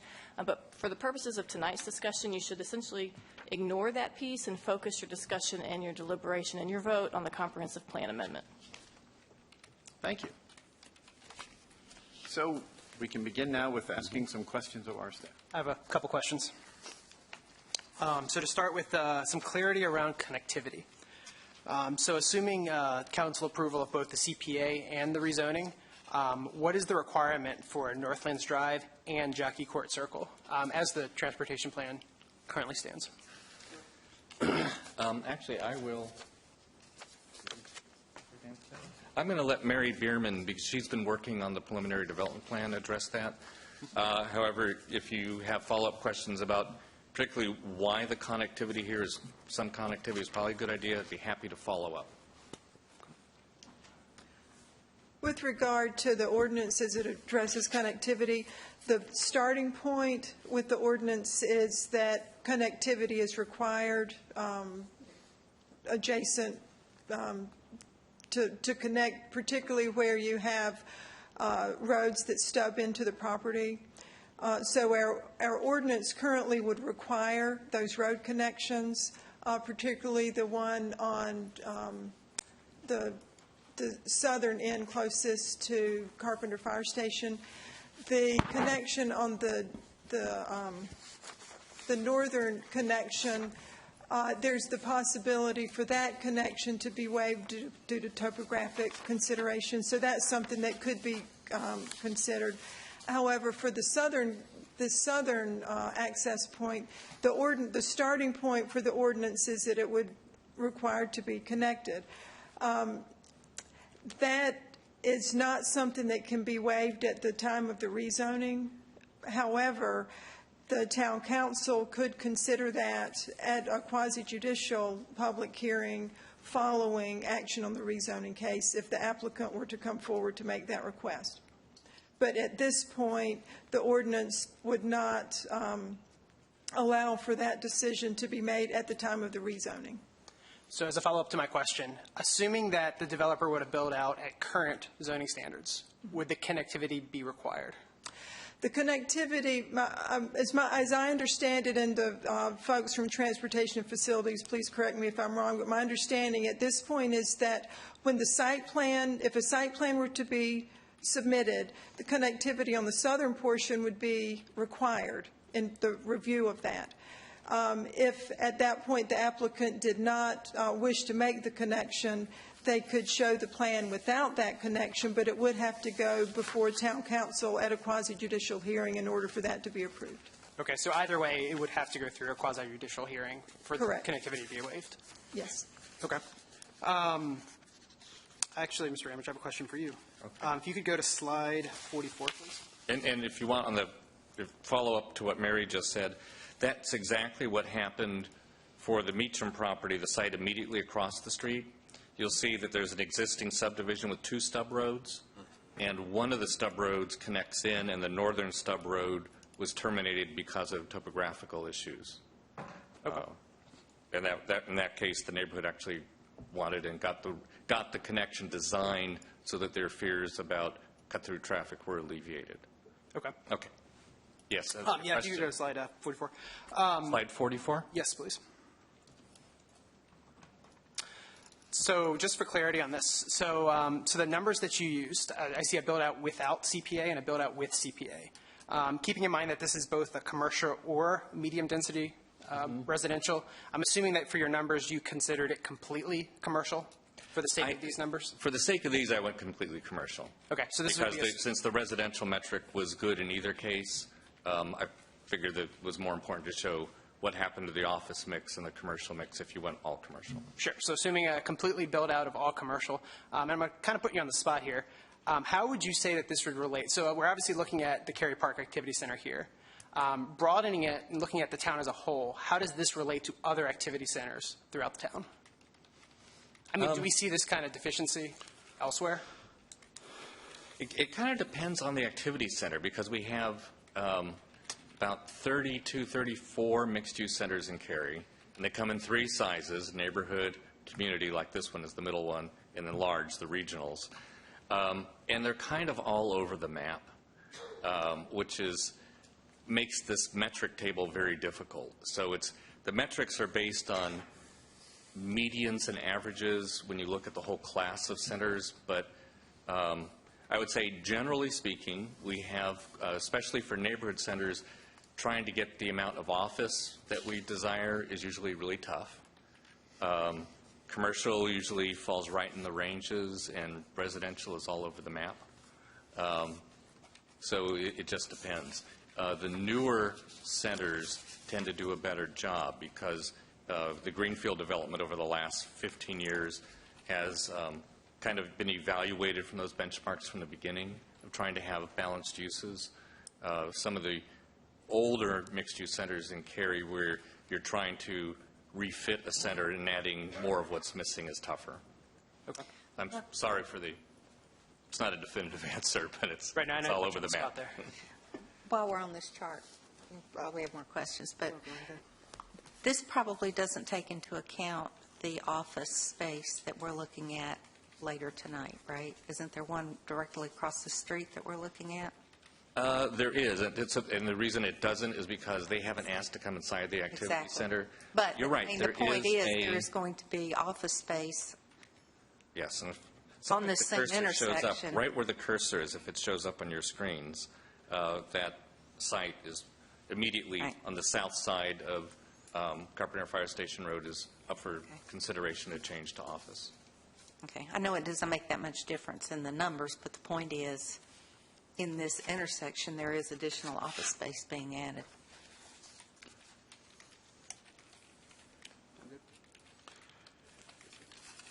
Yes. Mr. Ramage, can you show some of those pictures that you alluded to earlier about where the shopping centers connect with the neighborhood communities? Oh, okay. Some examples where there's Yes. connectivity.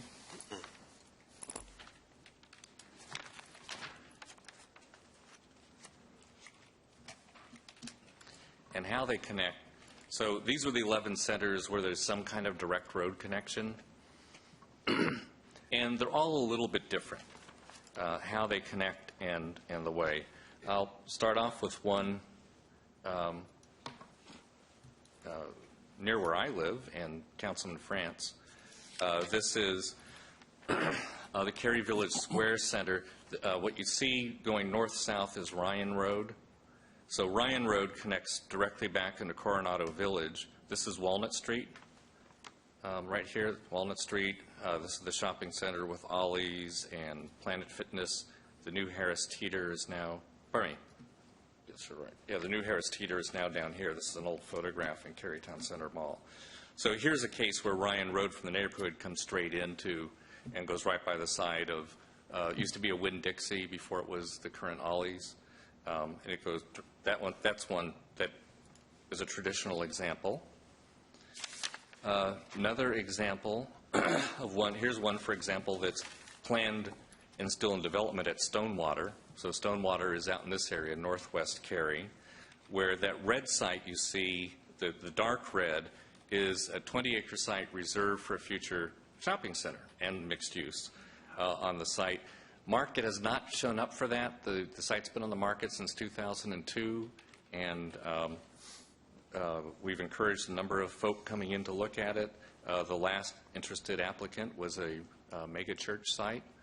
But you'll see the roads directly across the street are townhomes, single families, and so forth. Let me get to another local example.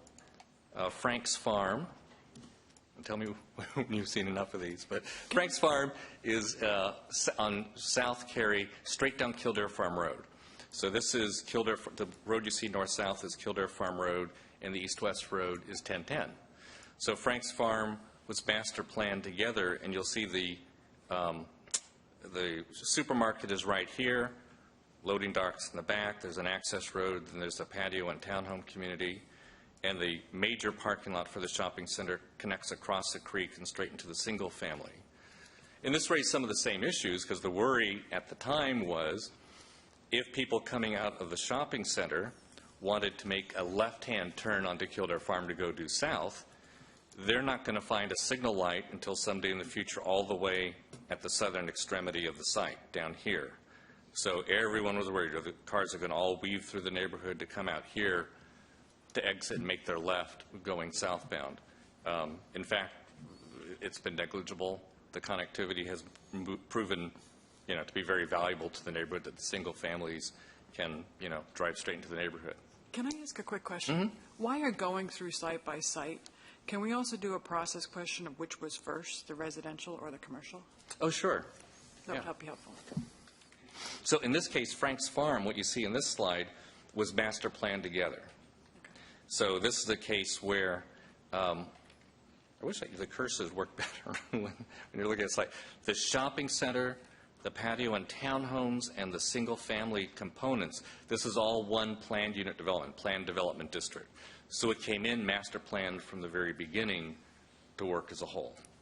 So the one before that, Amberley, the Stonewater one I showed you, was also completely master planned from the beginning to work as a whole. Cary Village Square, the very first one I showed you, kind of predates everyone's memory. We think the neighborhood was there first. Components of the neighborhood there were certainly there first before Cary Village Square was built. And the last example, I'm trying to think of if there would be one that would be, so they said it's kind of, there's a whole mishmash of things. Wellington Park at the corner of Tryon and Southeast Cary Parkway has Wellington Road, goes right back into the neighborhood, so you go straight from the single families, pass by the shopping center, and connects in directly. So they're all a little bit different, the degree of direct connection or not. So in this case, it was also planned as a master community. There were some that kind of emerged somewhat after the fact, where the housing came later. Or are you looking for ones where the retail came later? I'm just asking in general. And Shops of Kildare. I mean, here's another example. This is an aerial of Shops of Kildare, Kildare Farm Road. Immediately behind, and I brought this one up because immediately behind Shops of Kildare Shopping Center, there's some patio homes, townhomes, zero lot line patio homes developed behind it, which all built after the shopping center. It was kind of notable just because at the time they were being built, there was a waiting list for every single unit because people wanted to be able to walk straight across the street into the shopping center. So they're all a little bit different. Actually, I have another question. So while you're showing us a lot of examples of this kind of mixed or close proximity between a commercial and residential, and a lot of the examples of connectivity, and given that connectivity is a big issue, or there's a lot of concerns about that in this case, can you maybe explain a little bit about why we would want to have an existing residential community connecting into a commercial? Yeah. Why that would be a good idea, or what's advantageous about that?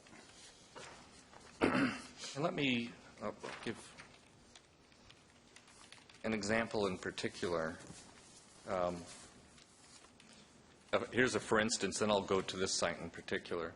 This is Stone Creek Village, which is at High House in Davis. And here's an example of where one of the speakers had alluded that at the November 19 hearing, I had remarked that as far as master plans the town has done, usually we've figured out where the retail was and then designed where the housing goes around it. So, and we haven't usually had to add any more retail to town. At the intersection of Davis and High House, when the plan was originally done, it was a neighborhood-scaled center, and the only envisioned shopping center was on the southwest corner, where today you have Cornerstone Shopping Center.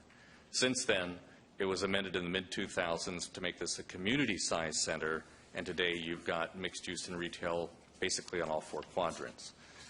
So when Stone Creek Village, which is the one in the northwest quadrant, came in, the adjacent subdivision, Rigsby Farm, was adamantly opposed to having residential next to them.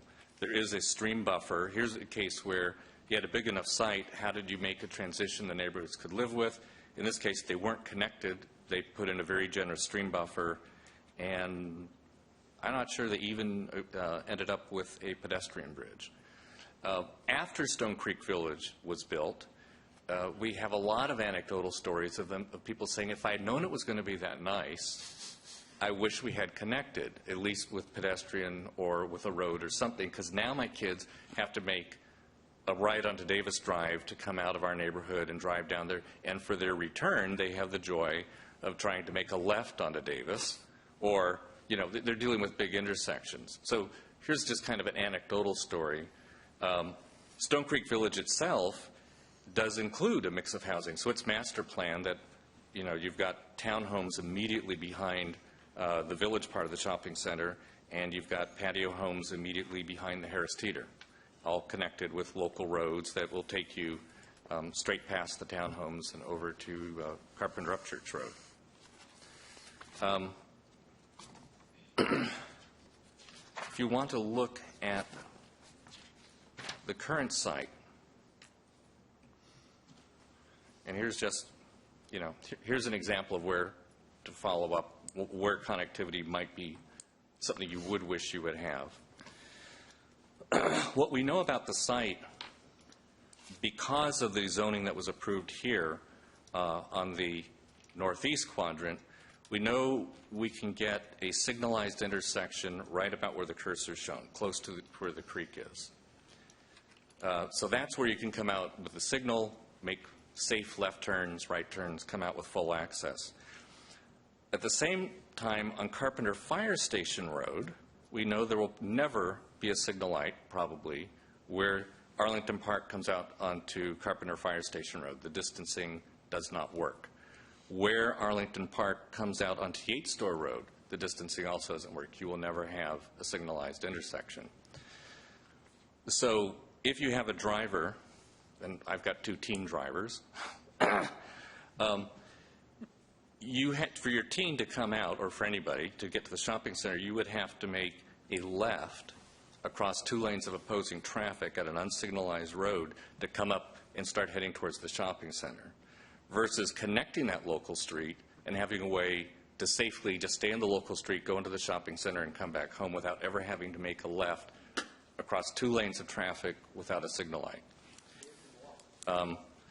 There are so that's one of the reasons when we look at a case like this, you've got to kind of take each one as it comes, but the connectivity is there because you can't have signal lights everywhere. And there are cases, we have drivers, we hear, last year there was a senior issues task force appointed by council.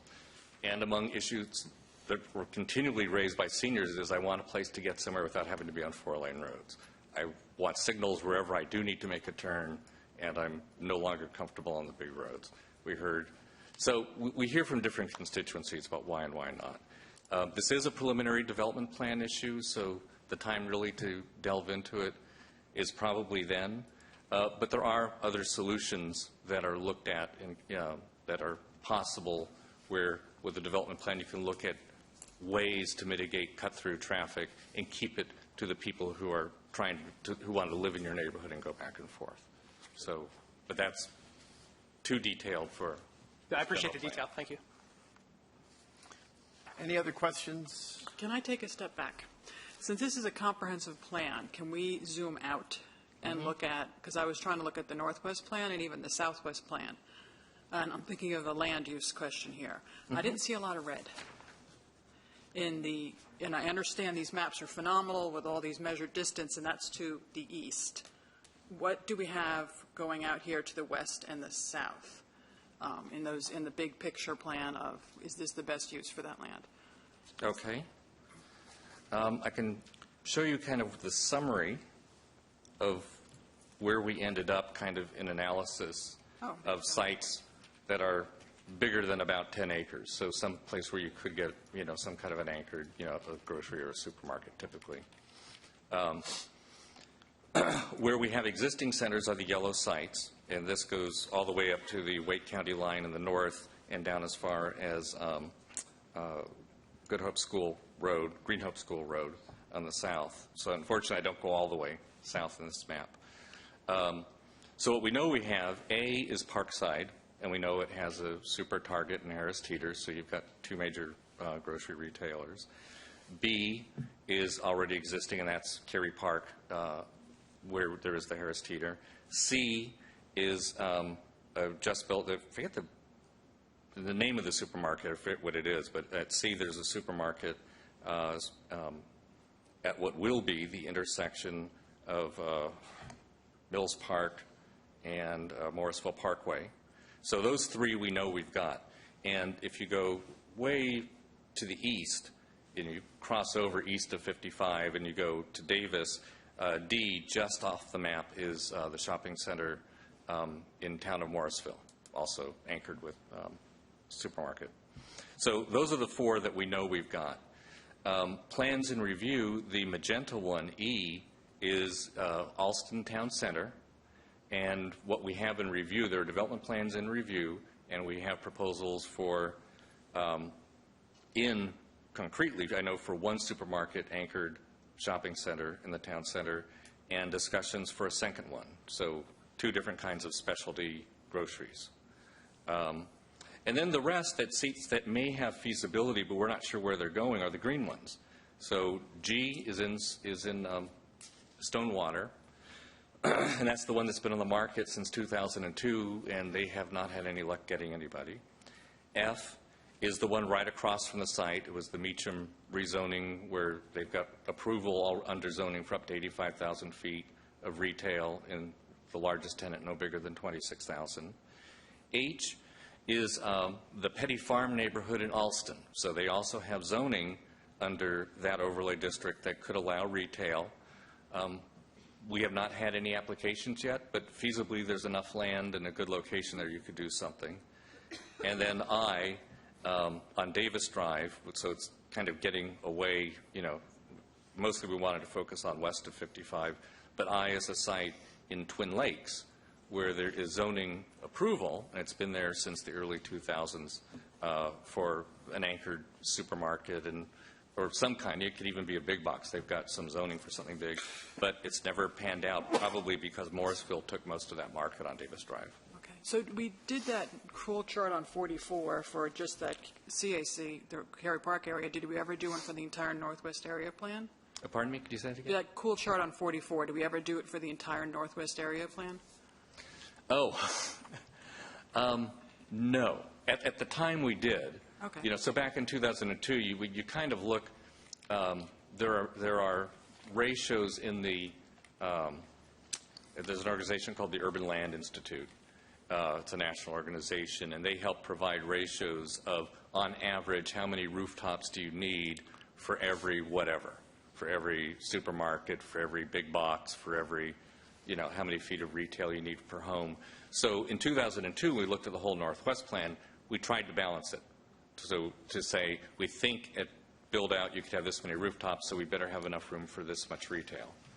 We have not done that exercise since, except what we did here for tonight in the last few days, kind of counting up and looking at what we had and started with in the Northwest and what's actually panned out in the market. Anyone else? I have a question, and maybe because I'm the newest one on the board, so just bear with me. I'd like to go back to the criteria for consideration of reviewing these comprehensive plan amendments. And if I understand the staff report, may walk through the assumptions of why the basis for considering an amendment to the plan. And I guess a follow-up, just to so you can be thinking about it, is as I understand the metric in terms of looking at the CAC and saying, here's a metric that we planned on. If the plan was done in 2002, you're talking, you know, so going back 15 years ago. And then plans are just that. I mean, I'm just wondering if, like, somewhere in there, maybe it's follow up a little bit to what you're getting at. It's like, you know, has either the metric changed or just the conditions have changed as I look at all this, because I'm just kind of looking at what my understanding is we're looking at an amendment because we didn't hit the metrics, so we want to make sure we hit that, but at the same token, I'm just looking to see more of that totality of, like, that region. You know, was it just, you know, the assumption at that time, 15 years later, we realized may not be the best fit. I don't know. I'm sitting there thinking we're looking at the low end of some of those metrics, particularly in commercial. Then I'm thinking, well, my goodness, what would it be if we had 500,000 square feet if we're just trying to hit, you know, we're going to break 200,000. So just trying to understand a little bit the staff rationale and kind of the justification for why we should be at an amendment. And it is very difficult because, like that one slide, I point out how many changes have been made since 2002, and it's because West Cary, that western part of Cary, west of Davis and west of 55, since 2000, has been the fastest growing part of the community. That's where all the greenfield land is, so it's been growing like crazy. And a lot of the planning has very broad density ranges in it for the residential pieces. Most of the residential that was recommended stayed residential, but not all the commercial stayed commercial. And one of the challenges in the market is the market waits to follow the rooftops. I mean, talk about the market for retail. They wait to see where the rooftops are going because they need so many thousand homes to do one supermarket. They need so many thousand homes to do one Best Buy. So they wait and see what's coming down the pike. And in 2002, when almost the entire area was greenfield and farm, trying to guess in really broad density ranges whether the single-family neighborhoods would build at 2 units per acre or 4 units per acre was just, it's really wide. So over the years, the landowners look at the market, developers look at the market, and they start asking for amendments. And some of the sites go away, some more get added, some drop out of currency.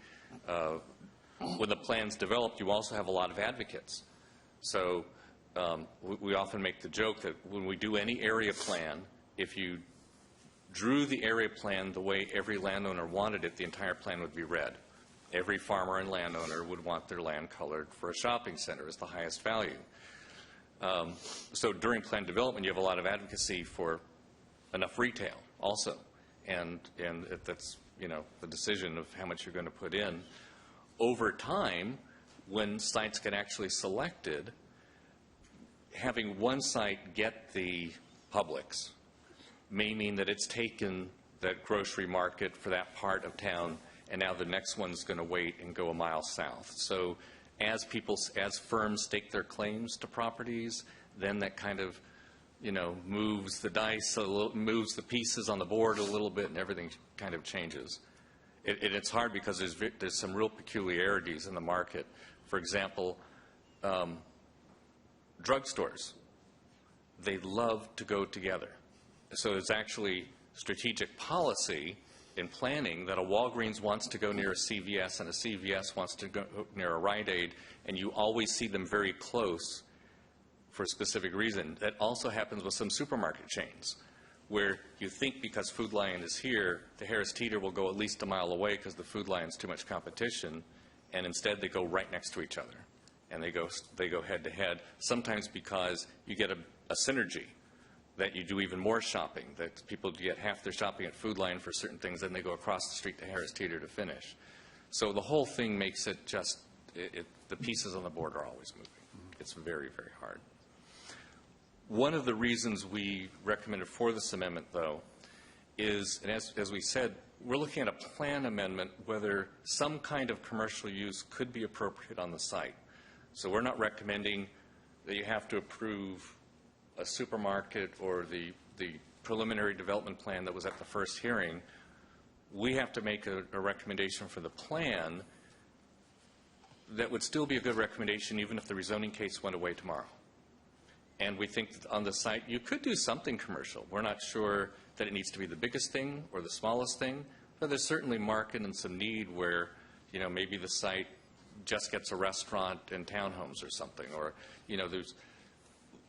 it's got something that could be done here. So we felt pretty strongly that with the other retail that dropped out, some amount could be appropriate here. Then we kind of had to close our eyes and pretend the other rezoning case wasn't in front of us. Scott, just to follow up on that, though, you're saying, it could be commercial.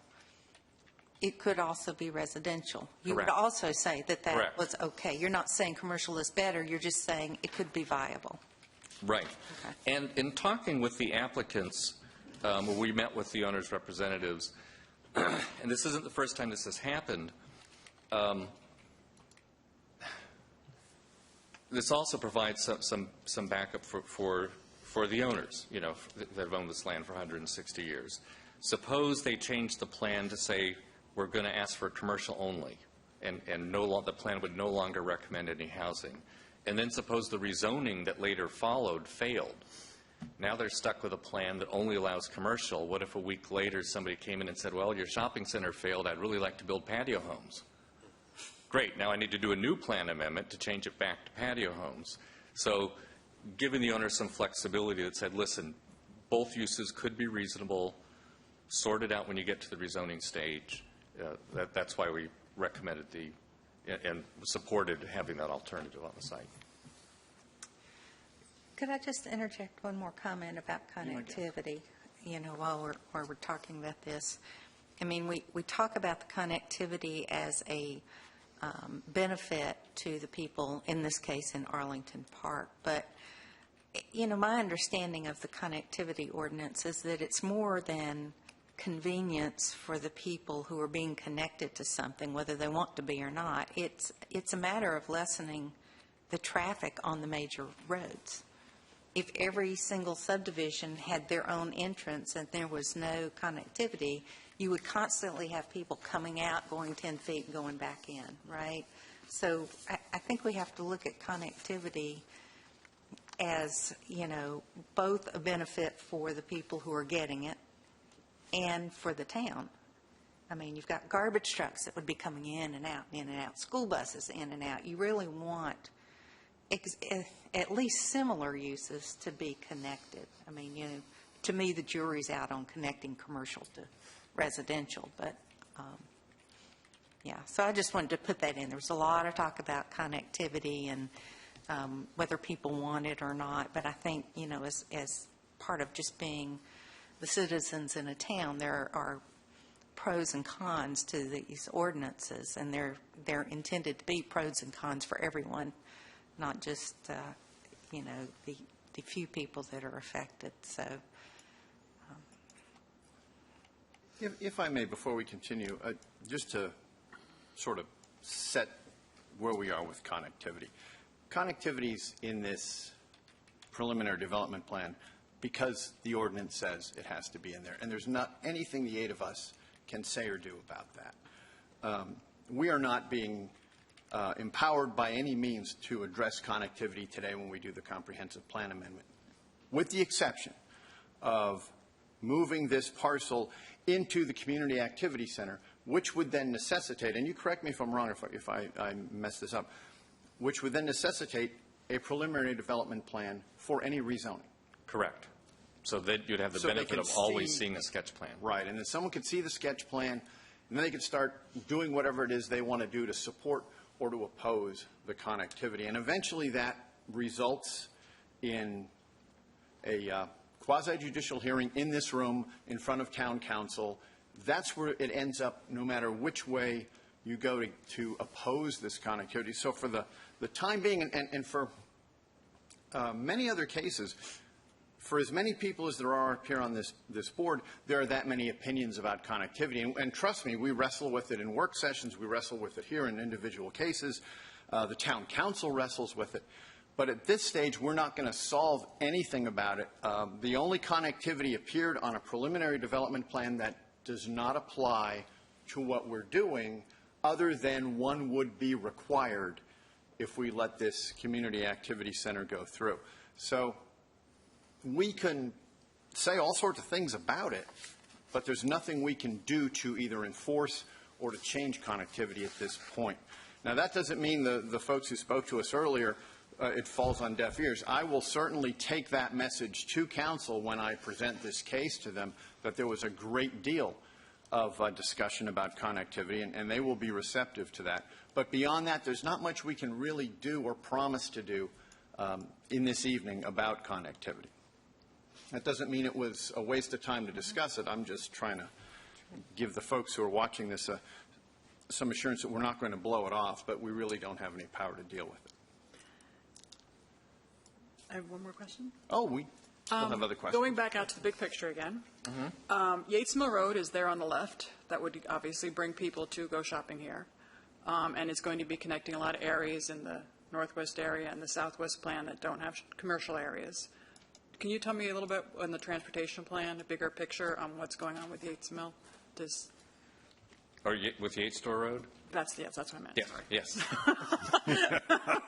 I got the wrong name of the road. I just had Yates in there. Yeah, let me, in fact, I'll bring back that picture. Yates Mill is on the other side of town. Oh, I don't know if it's harder to see on this one. Someday we need to get like a little laser pointer. Yates Store Road is the one that kind of curls around. Because I'm still going back to there's not a lot of commercial down here. How are they going to get up there? So I'm just worried about that road. Yates Store Road, right now, it terminates in Stonewater on the north side of O'Kelly Chapel. It actually has a right-of-way, though, that goes all the way to the end of Stonewater because the Metropolitan Transportation Plan recommends in the very long term, 40, 50 years out, that it would continue across the core land and go all the way straight into Durham and connect up here at Wake Road.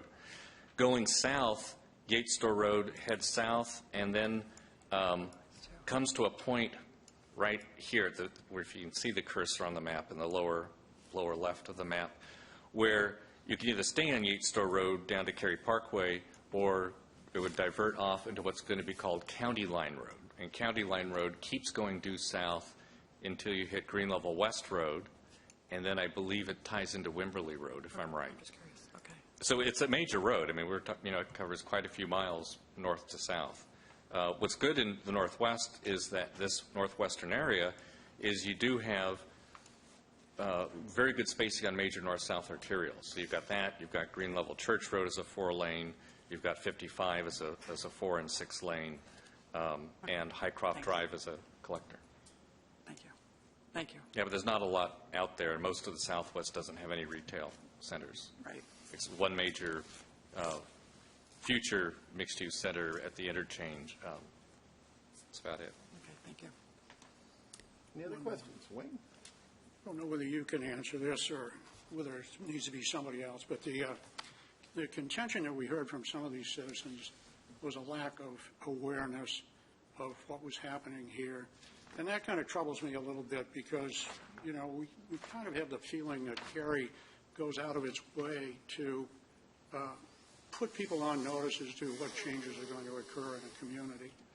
Now, this is just the comprehensive plan amendment. Are our notifications different from a CPA review versus a zoning review? Actually not. We're not required to, but by policy we do the exact same notification. So state law says we need to mail a letter to everyone within 100 feet. The town of Cary mails a letter to all properties within 800 feet, so 8 times the state requirement. 8 times better than the state requirement. Right. And this slide shows in yellow are all the properties that met the 800 feet and got a mail notification. Then we put public hearing signs on the property, one on each of the thoroughfares. We have a public hearing. Then on the town's website, we advertise the hearing and have a map from the homepage you can get to that links every public hearing sign in the field with a case number. But obviously, with it's rather expensive to send mailings and a huge undertaking. But that's how we do our best, and that's how we The only notify. other point I wanted to ask you is how many times, in your experience, has that chart on page 40, slide 44, where we have the breakout of what happens before build-out and after build-out? I mean, I've been on this board for 5 years now, going into my 6th year. I've never seen these numbers fall exactly the way they're proposed. And if they did, then somebody would have had a crystal ball back 5 or 10 years ago. So I'm just curious.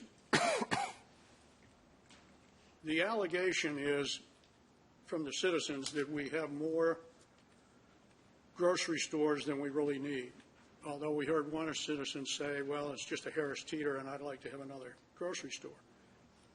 In my own home, my wife shops in about 5 different grocery stores because she can get certain things from one grocer that she can't get from another. And if my wife was told that she was only going to have one grocery store to work out of, she'd say, well, it's probably time for us to move. So, and I really don't think any builders, particularly somebody like Sempler, who has a track record and an occupancy rate of 90+%, is going to build something that is not needed. So my question to you is, does the city feel like we have too many grocery stores and that a bunch of them are failing and that this really isn't a good idea to put in another grocery store? Because I don't see that happening. I see grocery stores popping up all over the place right now. And I just attended a conference. There was a commercial real estate gathering that gave numbers that had somebody from MasterCard talk about what people want to do, particularly millennials. And they're all saying they don't want to drive very far. They want accessibility, and they're concerned about their time. They don't want to waste their time.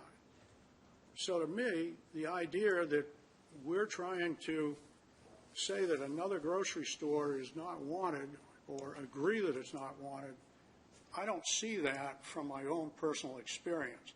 I'm just sort of curious as a planner. You talk to developers every day. Mm-hmm. What's the city's conclusion about the viability of the number of grocery stores in a neighborhood?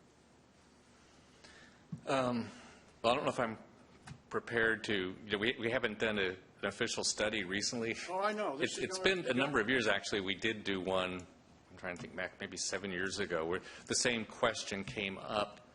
I think it was in the vicinity of where the Lowe's home improvement store is on Chapel Hill Road. We did a study of how many supermarkets were there in that from downtown north all the way up to 40. In general, The market's pretty good about figuring out what's needed and what's not needed and where it needs to go for supermarkets. As I noted earlier in the presentation, we can look at comparables, and we notice we've got more than twice as many per rooftop probably in the developed part of Cary than we see existing or coming online in the west, in the western part of town. So I think it could be a concern. We have had supermarkets go out of business in Cary. Sometimes when you had several next to each other. So at Cornerstone, there was a, I may get the names wrong, the Food Lion, Harris Teeter, and There was a Lowe's. Lowe's, right. And now the Publix. So out of 3 supermarkets, 1 failed.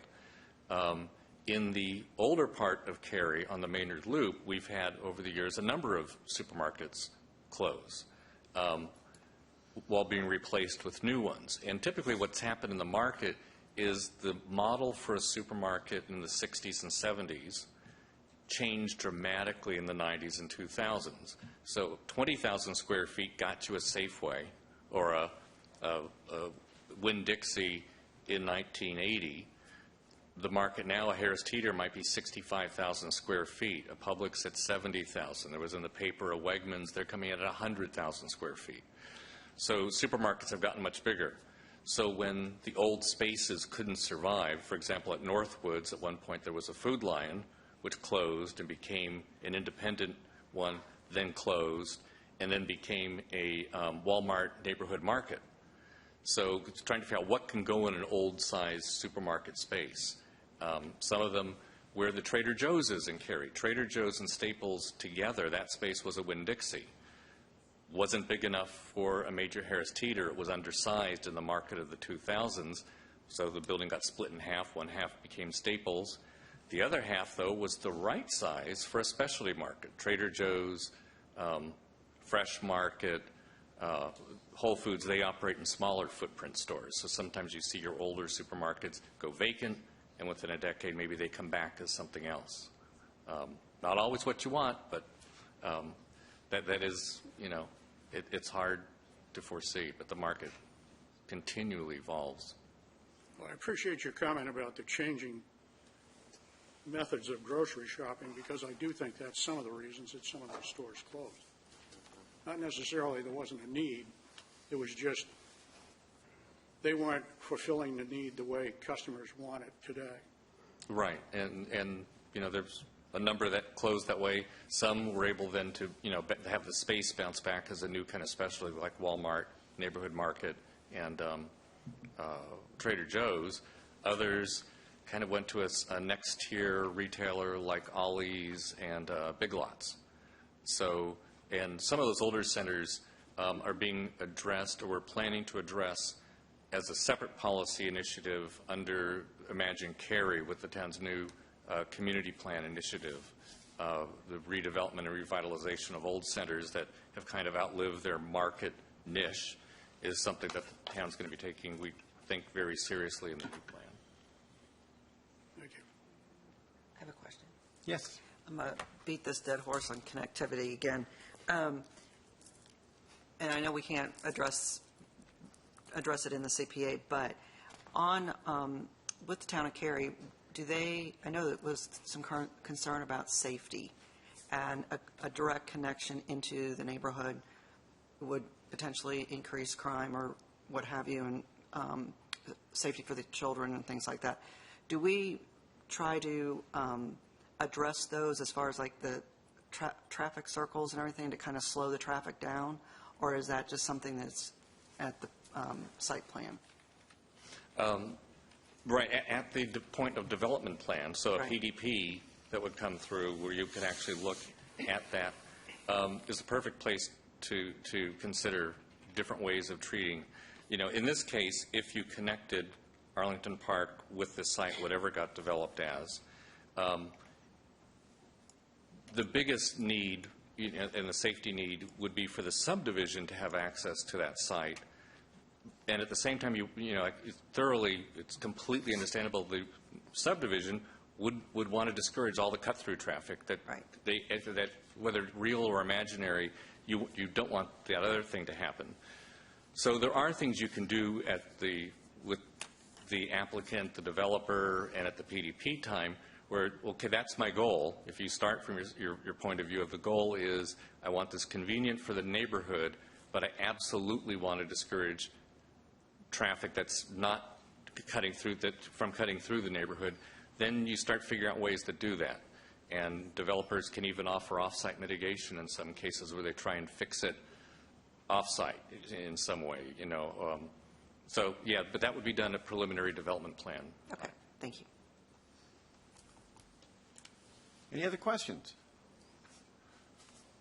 I have a procedural question. There's an accompanying 15 REZ 16, which is rezoning attached to the same property that was presented to the council at the same time. They're asking for mixed-use overlay district and MXD. Does that require a second public hearing when it comes before us? Yes, it will, because the applicants have changed it and are already looking at changes since it was at town council.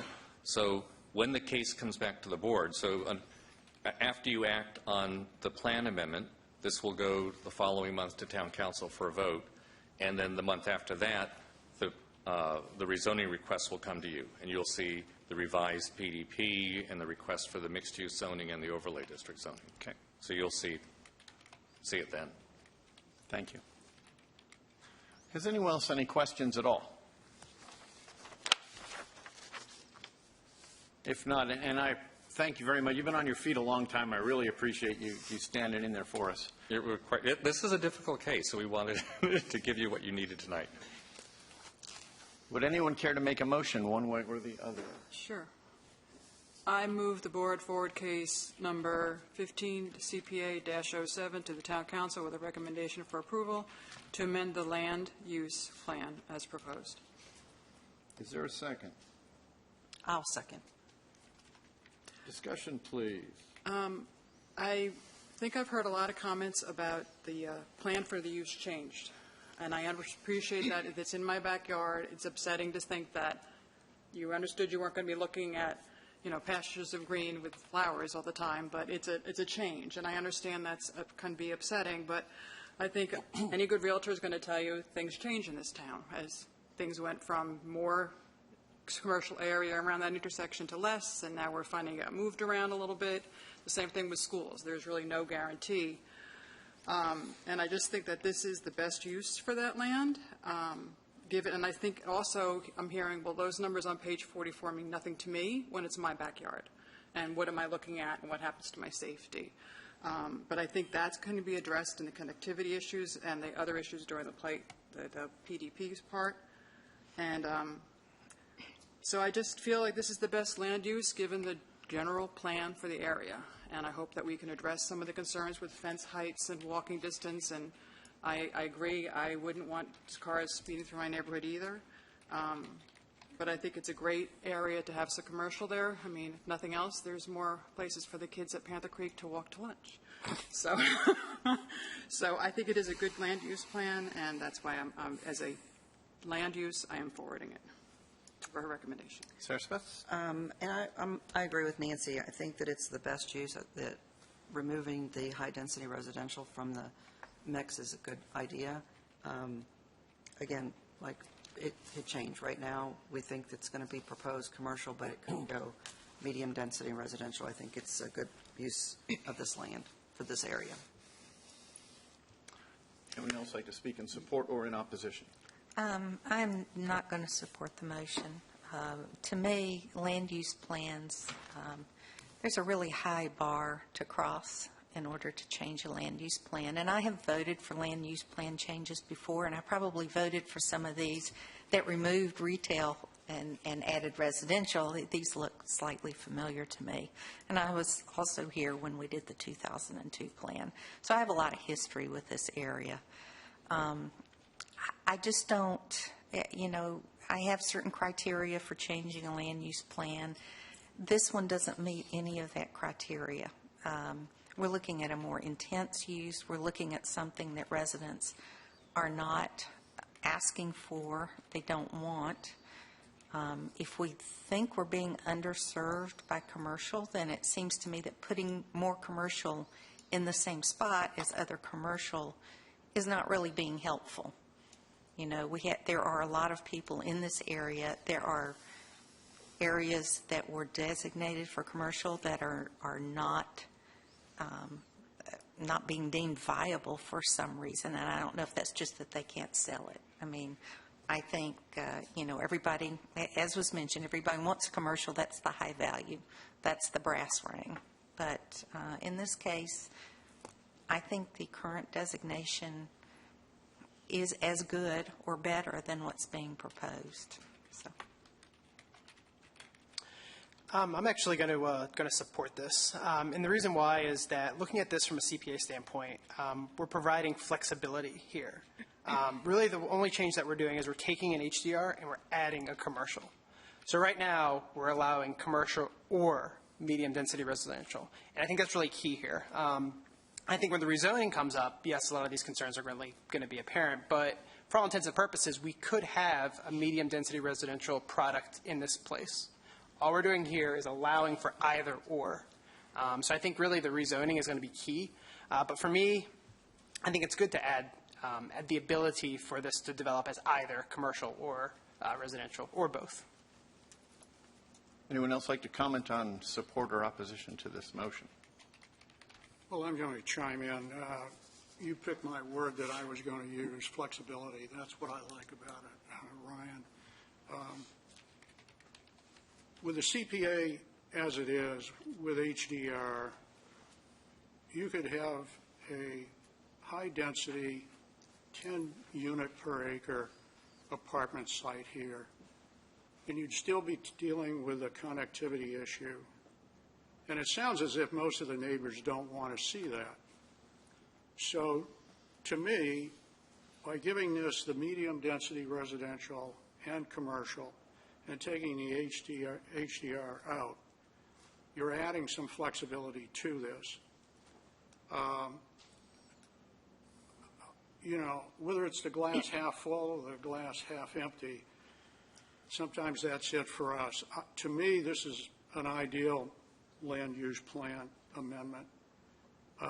Matter of fact, I was sort of surprised when your schematics identified only number 2 for standards of review, because I thought number 1, a change in projections or assumptions from those on which the comprehensive plan is based, that seems to apply to me. And I've been doing this for 5 years, and that's the way I look at it, is circumstances change. Somebody could buy a home 10 years ago based on what our general plan said, and I really think it's a little unreasonable of them to expect that 10 years later that general plan is still going to be viable, because while we like to think we control growth in Cary, it's still heavily determined by what is going on in the marketplace. And just like these bingo numbers that we put in these charts, I don't think we're ever going to get one of these to come out exactly the way it was predetermined. I doubt that it's going to come out very close to 75% of the way it was predetermined. So to me, this seems reasonable. It's fair. If the connectivity issue continues to be a problem for the local neighbors, then the town council will have to address that, and they're an elected body, which we aren't. We're basically here to address zoning conditions and general plan amendments. We like input from our citizens, but to me, in this case, and I guess, I'm an old-timer. If you ever show me a stub street, my expectation is something's going to connect to that someday, rather than it isn't. So this neighborhood had a stub. As far as I'm concerned, you better expect that something was going to happen to that stub. And to me, the reasons we have connectivity are for safety, are for fire and police access. And just like Mr. Ramlage has commented earlier, there have been a lot of neighborhoods that didn't want connectivity. It got shut down, and then later on they look at what's developed and they say, you know, I really kind of wish we hadn't complained about that as much as we did, because I think it would be nice now. So be fair, keep an open mind, and I think Cary will treat you fairly. You may want to clarify bingo numbers, because how we understand them are different than probably everyone else in this room. Well, bingo number is just a military term. These aren't really bingo numbers, because bingo in the aviation community is you've only got so many hours of fuel left before you run out of gas. So you always want to know what your bingo number is. I use bingo simply because it got drilled into my head a long time ago. But these aren't bingo numbers. These are just, you know, good, well thought out numbers that were directed at the time they were put down. And circumstances can change, and I certainly think that they are changing and have changed here. So I apologize for the use of a word that not everybody maybe understands. How about this side of the room? Mr. Chairman, I'm going to vote in support of the Cary Plan Amendment. I actually live in this area. We do have limited grocery options. Not that I'm in support or unsupportive of Publix, but I think living in this area, having, you know, more opportunity, more flexibility, is a good thing. I'm also in support of it because I hear that they've also locked in a medical tenant, sound like. So in this area, it's in desperate need of some other services, excuse me, and medical is one of those needs that need to be addressed. And so for those reasons, I'm in support of the plan amendment. Thank you. Dan, anything? This is, I think, for a lot of us here on the board, been challenging. But I'm going to vote in favor of it. I agree. I think taking HDR out of this is a good thing because I think it's going to eliminate a lot of issues over elevation issues, density, other traffic at that location. Appreciate the comments from everybody in the public speaks out part of this. Understanding the impact that has on the neighborhood. As somebody who's lived here in Cary for 27 years, I've seen a lot of impacts, including my own neighborhood. We're looking at this from, I think it's a good thing eliminating from the high density residential, but I think it's also a good thing that we're putting it under the CAC, so it's additional scrutiny and review and whatever is going to be built out in that neighborhood, on that piece of land. So for that, I'm going to vote yes.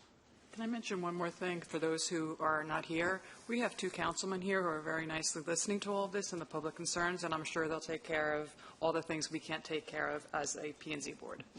So note that their concerns are being heard. Well, I'll just finish up before we call for a vote here really quickly. Anyone keeping score out there can see which way this is going to go. But I do want to assure everyone that shovels aren't going in the ground tomorrow. There's still a lot of very significant steps that need to play out before anything happens. And in the name of, like some of our friends here to my left said, about flexibility, amending this comprehensive plan provides that if it were to be denied, then boom, it stays at high density or medium density. And then 6 months from now, we're going through the same thing over an apartment complex. And for now, nothing does my heart better. Nothing makes me feel better sitting in this chair than when developers and the neighbors come together and they say, we worked this out, and here's what we put together. Having sat in the original neighborhood meeting and listening to what happened there, I never would have expected we'd have gotten this far already this quickly. It really is something to me to see how much things have changed and things have been offered. First of all, the Community Activity Center requires that a plan gets put forward, a preliminary development plan. There will be people commenting on it. It will come before us in a public hearing. It will come before council in a public hearing. So those kinds of things, people will still have their voice on that. There were other properties where this has happened right across the street. Meacham had the same thing go on, and there were many steps along the way before things finished up. And then finally, the last thing I want to say is, even though this is its own individual case, like Wayne said here, we're not electeds with constituencies.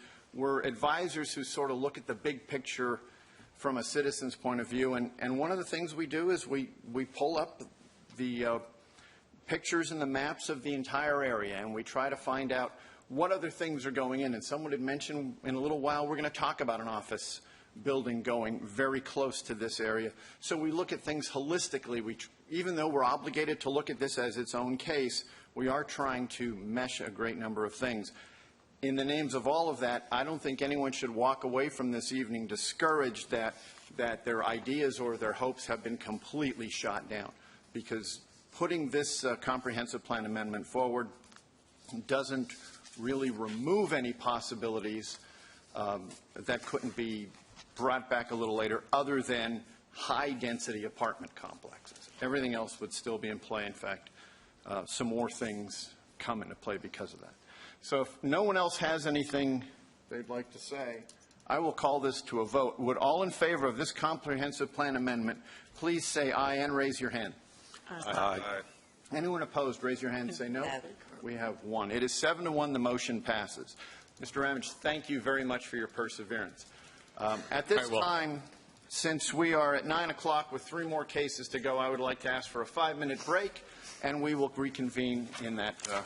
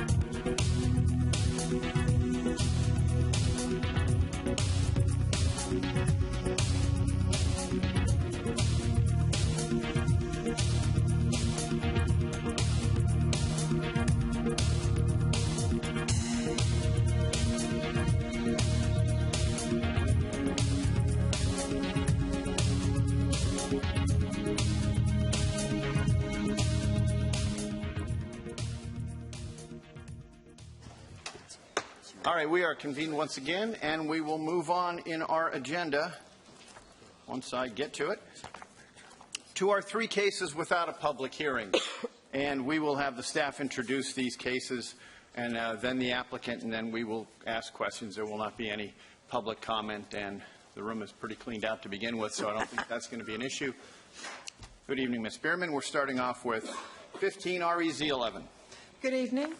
This is a request to rezone about 6.8 acres located at 7711 Carpenter Fire Station Road. Here's the vicinity map, and as you mentioned in the last presentation, this is just on the south side of Marsville or Carpenter Fire Station Road on the opposite side of the case you just discussed. The existing zoning for this site is R40. The proposed zoning is office and institutional conditional use. Proposed zoning conditions would limit land use to daycare and office. The daycare use would be limited to a maximum of 186 students and 13,500 square feet of floor area, and any office use would be a maximum of 49,560 square feet. The applicant has also proposed a condition to increase the vegetation required in the opaque buffer that is required adjacent to neighboring residential use. This condition would increase the required number of evergreen understory trees from 14 to 18 and would be planted in double staggered rows. This is the land use plan.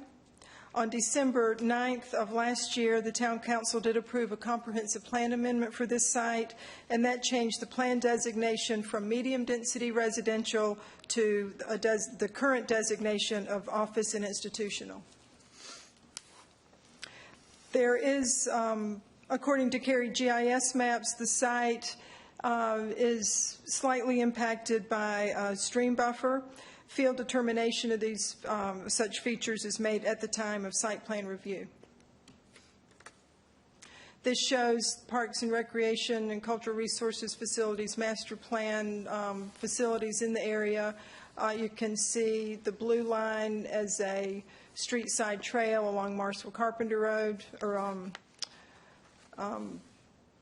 Green Level Church Road, and then the green lines are existing and proposed greenways in the area. This shows the transportation plan. The lines in the pink color are major thoroughfares, and in the blue color are collector streets. And a future C-Trans fixed route is shown along Green Level Church Road. At the public hearing, 3 area residents summarized an online petition requesting additional zoning conditions related to several items listed here: noise, traffic, stormwater runoff, lighting, aesthetic, and impact on property values. The petition itself was not included in your staff report, but that was handed out at your seat earlier this evening. Since the public hearing, there have been no changes offered by the applicant to the initial zoning conditions. However, the applicant has indicated that neighborhood concerns were addressed through a private agreement that was worked out with the adjoining neighborhood. And that concludes staff's comments, and I'll be glad to answer any questions. Thank you. Does anyone have any questions for Ms. Spearman on this? None at all? Could a motion be forthcoming then? Okay. Oh, excuse me. I'm sorry. The applicant. I forgot all about that. Not that we're in a hurry or anything like that after that. No.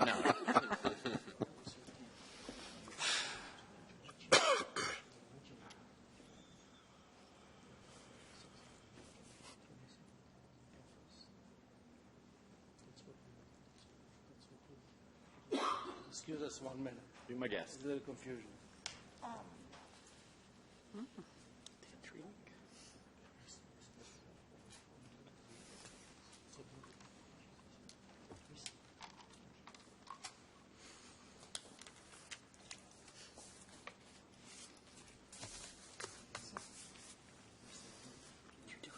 Heck was I thinking?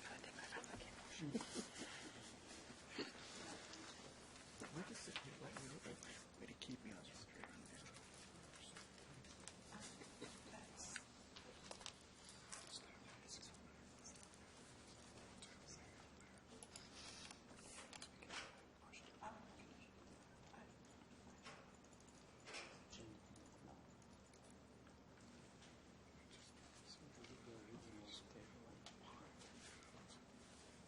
Excuse me just a minute. Look, I may check with him.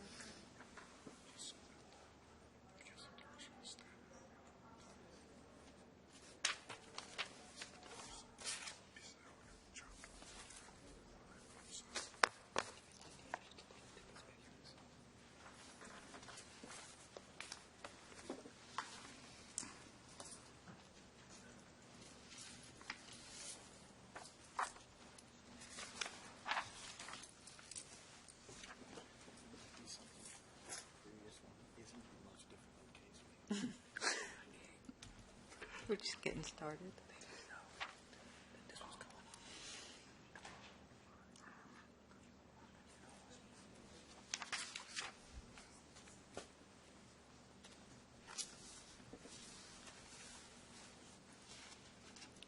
would like to table if they're not ready.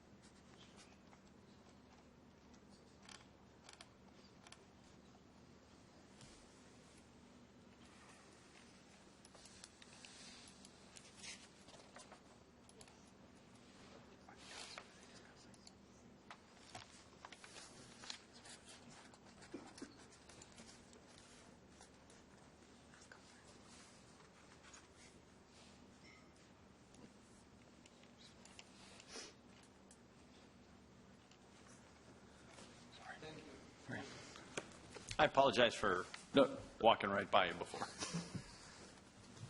Apologize for that brief aside. I'm Michael Birch with Morningstar Law Group, 630 Davis Drive, with here on behalf of the applicant. Appreciate Mary's presentation. Again, this request is to zone for office. This is on the heels of a recent comprehensive plan amendment to allow for this rezoning to be consistent. She noted that there was an I-petition, I think, that was given to you. I'll just note that most of not all of those comments, when I last reviewed them, were done around the early August timeframe, which is when we had our neighborhood meeting here in Town Hall, and then shortly thereafter. The applicant then met with the neighbors a couple of times after that. Phone calls, met in, I believe it's September 10th, and came into an agreement, private agreement, that's been memorialized in an agreement with the neighbors that addresses their concerns. So I will want to note that. We've noted that during the comp plan amendment process as well. So we would, again, request approval of this rezoning. It's now consistent with the land use plan, consistent with the growth, the policies in the growth management plan. It provides needed office space within an area, as you've heard tonight, that is somewhat lower on the office percentage and gross square footage in the Cary Park Activity Center area. And again, the conditions associated with the case ensure a scale, intensity, and buffers to make it compatible and in context with the adjoining residential neighbors. So again, we're here for any questions you may have. Thank you. And again, my apologies. Actually, I have a question. Well, I'm glad I waited. In my waiting time, I did read through here and have spurred up a question for you, Ms. Bierman. Proposed zoning condition number 4, the one that details the buffer, the additional buffering, that reads to be adjacent to residential land uses. I'm to assume that that's all residential land uses, so that would be both the south and the west? That's correct. Okay. Thank you. Does anyone else have any questions? I think it's ironic that we had chart 44 for the prior, but that was a planned use change. But it seems a lot of these comments are saying they have enough daycares in the area, but I just thought that was ironic that we don't have a chart 44 for this also. Sorry. Well, this is also not in the community area. Right, that's what it might not be. Yeah, so it wouldn't be different type of rezoning. So does anyone have anything else? And we're all good on the original presentation. If not, would someone care to make a motion? I move that the board forward case number 15 REZ 11 to Town Council with a recommendation for approval as it is consistent with the comprehensive plan and all other applicable plans and is reasonable and in the public interest for reasons set forth in the staff report and presentation. I'll second. Discussion, please. Looking at what's that development, I think that, and I appreciate the developer meeting with the community, making some conditions in terms of buffer space, but I think that's a piece that'll fit well nicely out there. I think a lot of thought and care has been gone to the use that will be useful in the community as it's developed it out. So. Yeah, kind of ditto that.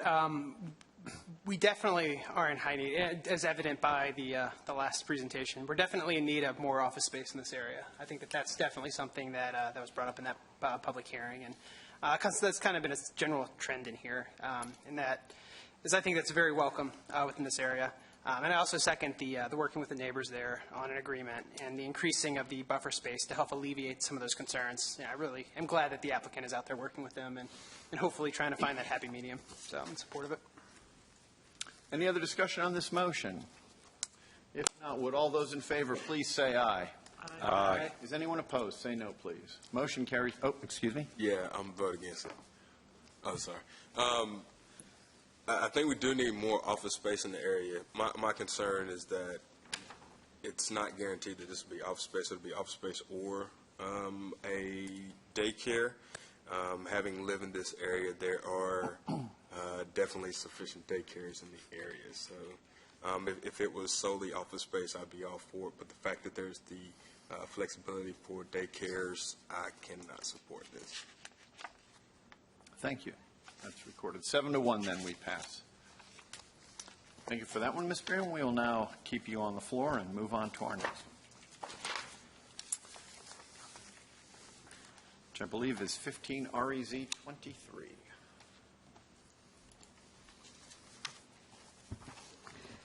This is a request to rezone about 4 acres on High House Road. This property is on the north side of High House Road, about midway between NC 55 and Carpenter Upchurch Road. The existing zoning on this site is R40. The proposed zoning is transitional residential conditional use. Proposed zoning conditions include limiting the land use to 12 detached dwellings, which would be a density of about 2.89 units per acre. The land use plan designation is low-density residential. There is, the northern portion of the property is impacted by stream buffers according to Cary's GIS maps, and this would be field determined at the time of the site plan review. There are no parks, recreation, and cultural resources facilities shown in the vicinity. This shows transportation plan. High House Road is designated as a major thoroughfare. And there is an existing C-Tran fixed route line along High House Road. At the public hearing, 2 residents of the adjacent subdivision did express concern with cumulative traffic impacts of other rezoning cases on High House. And that concludes staff's comments. I won't forget the applicant this time. Would the applicant care to speak?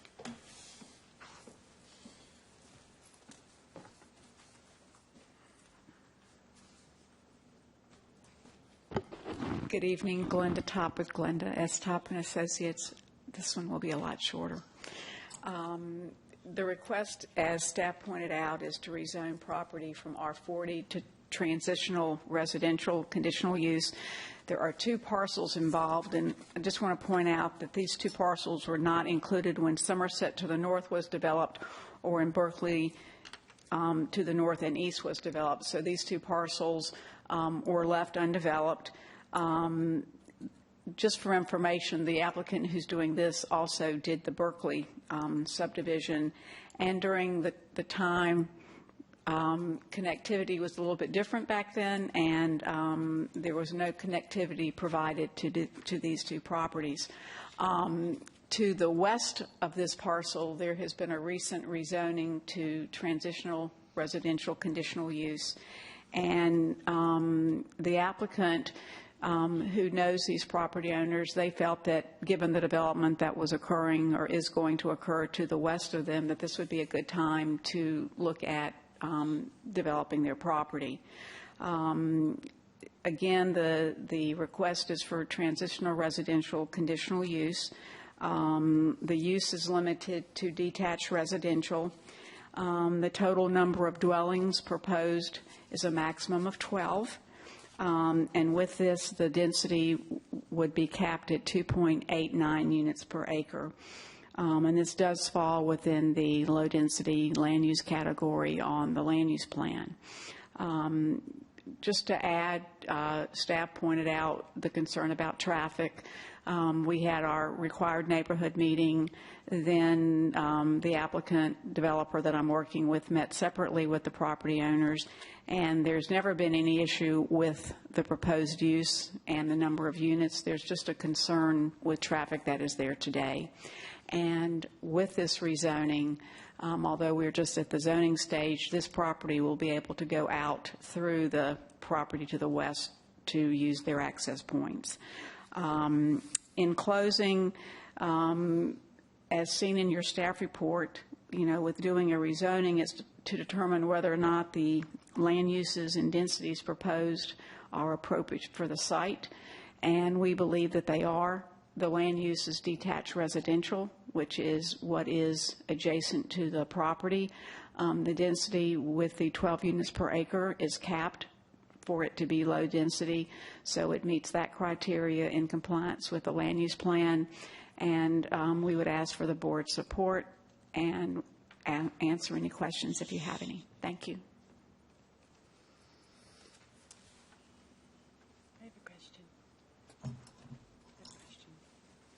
We have a question. The area to the west was rezoned in 14 REZ04 before my time, and that was 68 homes. And then on the south side was 14 REZ05, which was 30 homes about this time last year. And I thought it was conditional use because they were keeping that house there. That was one of the conditions. Right, okay. So I'm wondering why this new piece, if it's truly just going to be 12 detached homes, is still conditional use and not just... Because they do have a zoning condition. The zoning conditions limit the uses to detached dwellings as opposed to any other potential uses that could be allowed. And also to limit the number of units to the 12 units. Okay. And I guess if it's definitely going to be the connectivity issue again, even though we don't have a site plan, connecting it with something that already is 98, which I think we've talked about in work sessions before, is just so close to that 100 tripping the trigger for a traffic study. I don't need to penalize these people because the other two are already approved.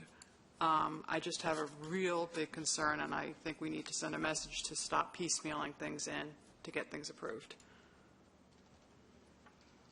And there were 13 attendees at the neighborhood meeting. There's a petition going around on Neighborhood Next Door or something with almost 60 signatures on, again, looking for the bigger picture, stepping it back, looking at the area, because there's a railroad bridge down the road that there's a lot of people going across 2 lanes of traffic making left-hand turns here and U-turns, and I don't know how that's going to all work, so...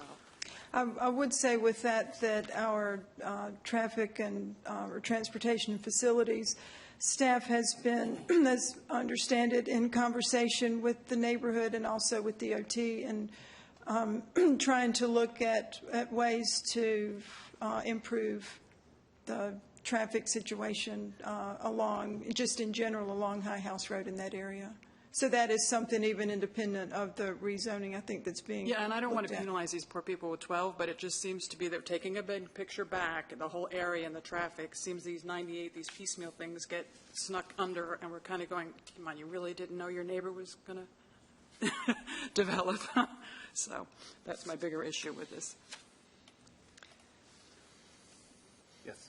So under our current LDO, they couldn't come in and ask for transitional, correct? Didn't we just pass something that says in low density that you can't ask for transitional?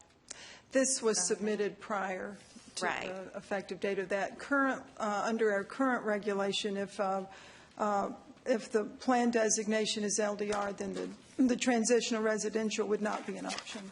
Right, because the lot sizes are very much smaller than what you would typically expect. In this case, it's 5,000 square feet is what they're looking at, surrounded by 12,000 square foot.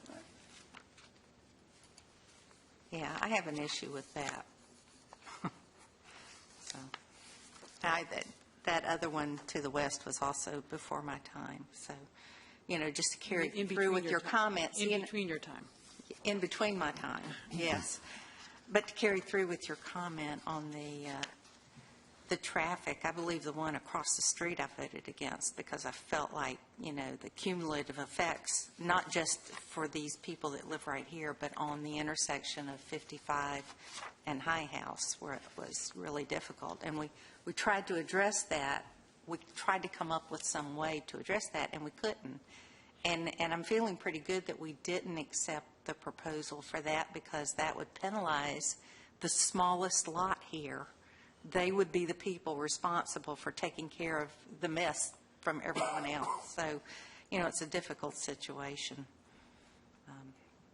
So I have to admit I'm a little bit torn about this one. I have two issues. One, definitely they could fix, which would be the lot sizes.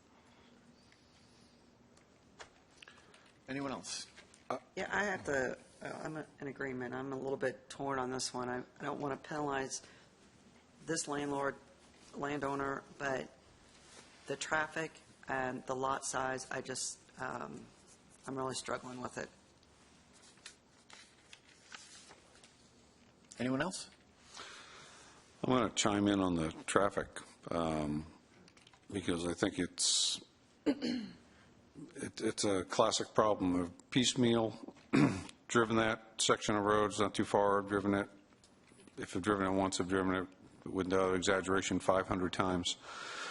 You've got a slight curve there. You've got grade issues. You've got a hill coming in from 55, blind spots. I've seen accidents. I've had number of near misses, and just that whole section. And what I've seen is, and again, I don't want to put it on the applicant, but it's now seeing 1, 2, 3. They're just going to exacerbate already a bad traffic situation, and this is just, and I guess feeling frustrated as a board member of, okay, we're looking at this one applicant, but I'm looking at this again, stepping back, looking at the whole piece and saying, the kind of the straw that breaks the camel's back of, so what is the plan when all this comes to fruition?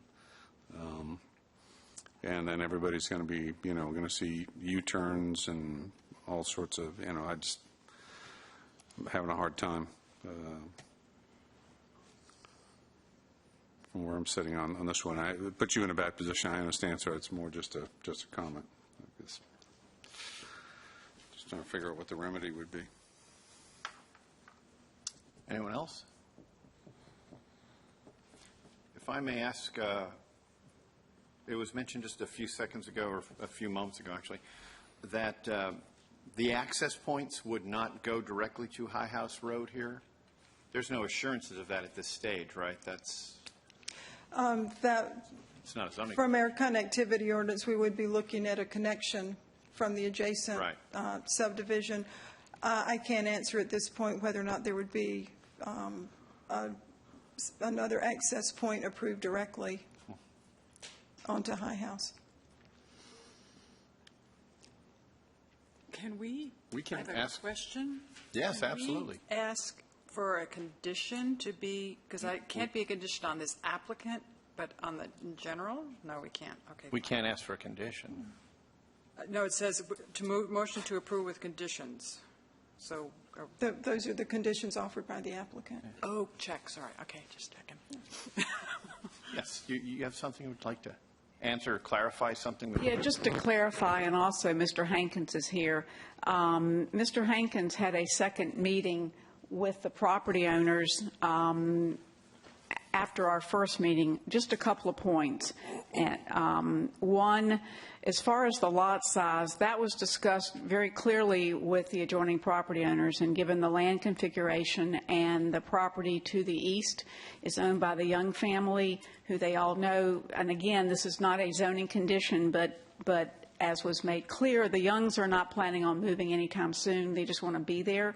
But they realize that the window is closing, particularly the fact that there was no connectivity provided when the land around here was developed. They really have nowhere to go. If you look at the subdivision, I know it's not here, but if you look at the subdivision for the approved project to the west, there is a stub into this property with the expectation that, you know, if and when the land was to develop, that would be the expectation. I can't speak for transportation, but the chances of getting, you know, the individual ties onto High House are probably slim to nil. But again, the expectation is that road is going through the property to the west. I mean, going, and those new lots, whenever they do occur, would come out and then go back out onto High House Road again. With the stream buffers and the required buffers, no one had an issue with the lots. No one that attended the meetings felt that this development should be stopped. I know there's been discussions with council as to how to handle the incremental traffic issues, but I can say, and Mr. Hankins can reiterate, there was no desire to stop this development. I think part of their concern was the concern that is there today, regardless of what happens here, there's a traffic problem. And I'm glad to hear from staff that there's been an effort made between the town and those homeowners to try to work things out. But again, by limiting the lot size, and again, no one is here tonight, they just want their traffic problem solved. You know, and again, it's there today. Did you have anything you wanted to add? Hi, my name is Tom Hankins. Thanks for letting me speak. As Glenda was saying, I developed Berkeley back in the mid-1990s. And I met the Youngs. They're the bigger of the two parcels because we bought part of their property right then. They're a great couple. They were originally from Canada. They were living on 5 acres, and they sold us an acre and a half so we could complete a cul-de-sac. They love it here. They don't want to move, but there is a lot of development in the new neighborhood coming to them. There was also that little strip there, 90-foot strip that was originally part of Somerset, that when Somerset got developed, they didn't want to have, they had to cross a creek, and the people that developed it, I believe it was Crescent, didn't want to come all the way to High House Road. So that little 90-foot strip has just been sitting there all this time. Well, they called me up and they said, hey, there's the big development right next to us. We've got Berkeley right here. We've got all these issues. If you think about a 90-foot piece and you've got buffers on both sides, you get squished down to like 25 or 30 feet that you can use. So on that 90-foot piece, which is 1.3 acres, there will only be 4 lots. So there'll be buffers on the top and there'll be buffers below. So when you talk about a 5,000 square foot lot, that doesn't include any of the buffer stuff. When we did Berkeley, there was a 50-foot buffer all along High House Road that was required. That's part of the lots. So the lot sizes, it's a little different when you, effectively when you start talking about it. Now, if you've got open space or buffers, it cannot be allowed to be on the lot. It has to be outside of the lot. So 5,000 seems small, but 4 lots on 1.3 acres, it doesn't seem small. That's all that can fit there with the 50-foot deal right there. And then when we were going through this process with the Berkeley homeowners, they said, Tom, we like you, we like this proposal. The value of the houses that are planned to go there will be more than what the value of the houses in Berkeley is.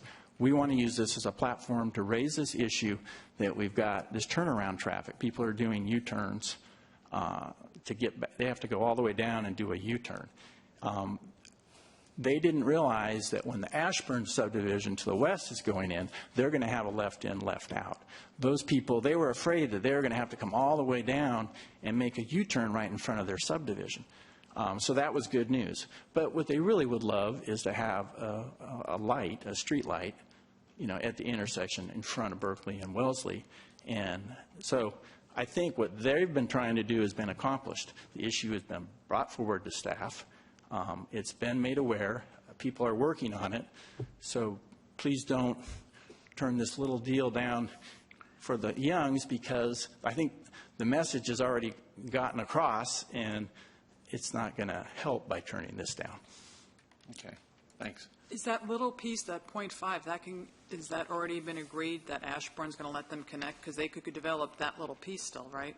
Yeah, that probably would become part of Ashburn. And there's no transition from Ashburn to, okay.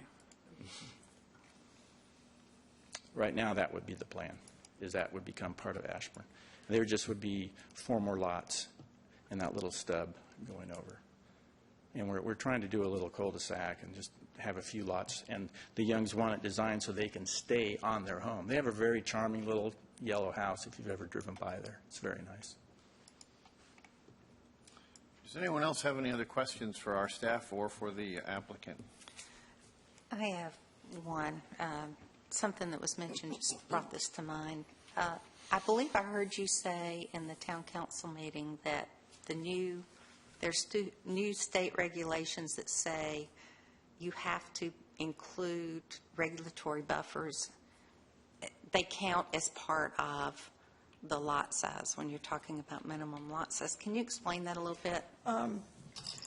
Yes, with the new regulations from the state related to buffers, if there's a regulatory buffer that's required, when lots can't be platted into the buffer. However, the town does need to look at the area in proximity, the area within the buffer that's in proximity to the lot, which at this point we've interpreted that to mean, for example, if you have a lot that backs up to a buffer and you were to extend the side property lines down to the stream itself, that for the purpose of calculating whether or not the minimum lot size is met, you would be able to take credit for that area within the buffer. Okay, so they're already getting a bonus here. Like a 5,000 square foot lot really could be 2,000 square feet if it's adjacent to a 50 or 100 foot stream buffer. Theoretically, but also you can't build in the buffer area, so you obviously have to look at being able to have the building footprint and meet at least any setbacks that aren't adjacent to the buffer would have to be met. So there's some constraints depending on the shape of the lot and the size of the structure that would be put on it, because all of the building would have to occur, of course, outside of the buffer area.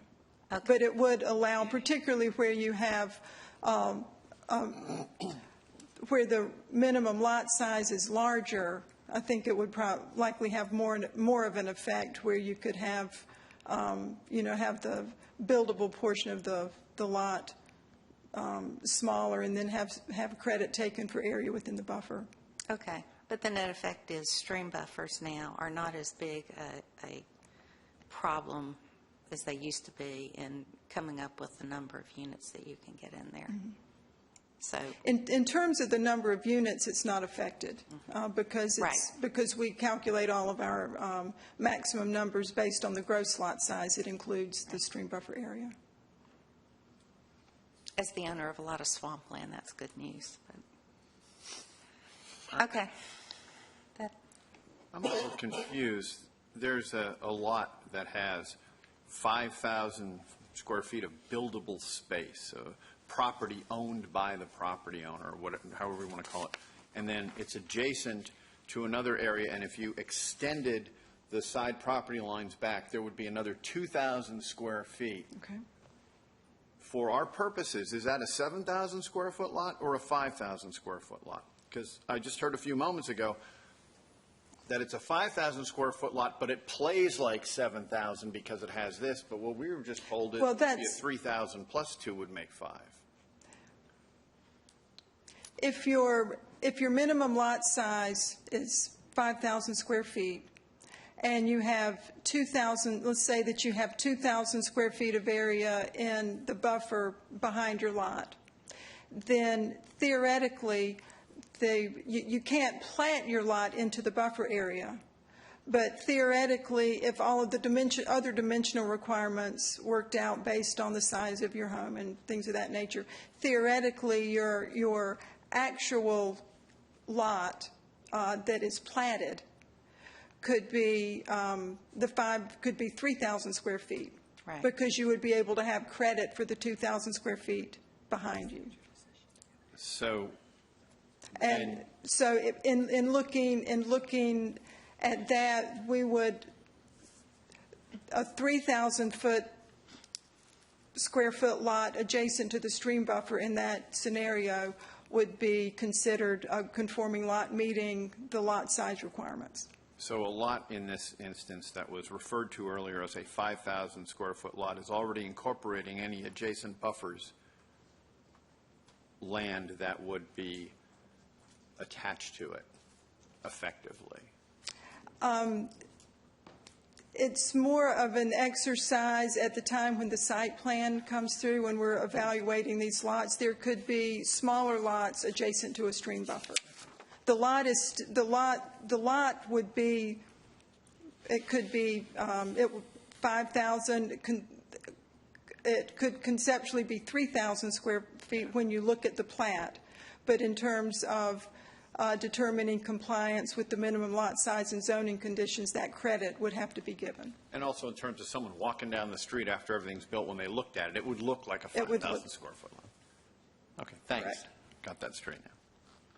Yeah, I think to me that we see pieces of land come in and, they really try to ratchet down the size, and the justification is, but I have so many stream buffers, I have, all this stuff, so I really need a break to make this financially viable. And this eases that burden somewhat.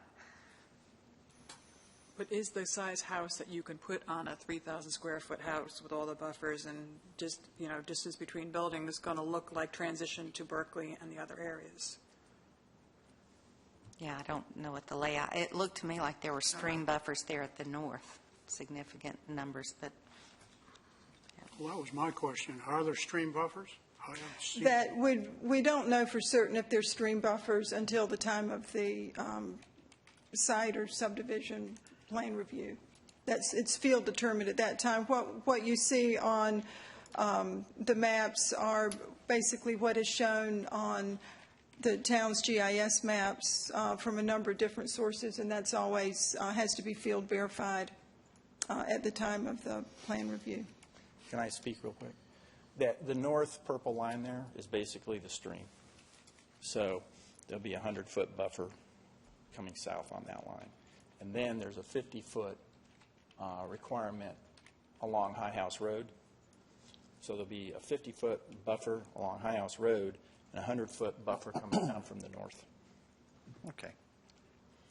Mary, when we talk about regulatory buffers, is the streetscape buffer included in that? No, it's Okay, only it's the just stream buffers. Stream Okay. buffers only. Any other questions? Would anyone like to make a motion one way or the other? Do I really? Do you want more questions? I'll look in a different spot in the room. Sure. Gosh, I hate doing this, though. Somebody else do it.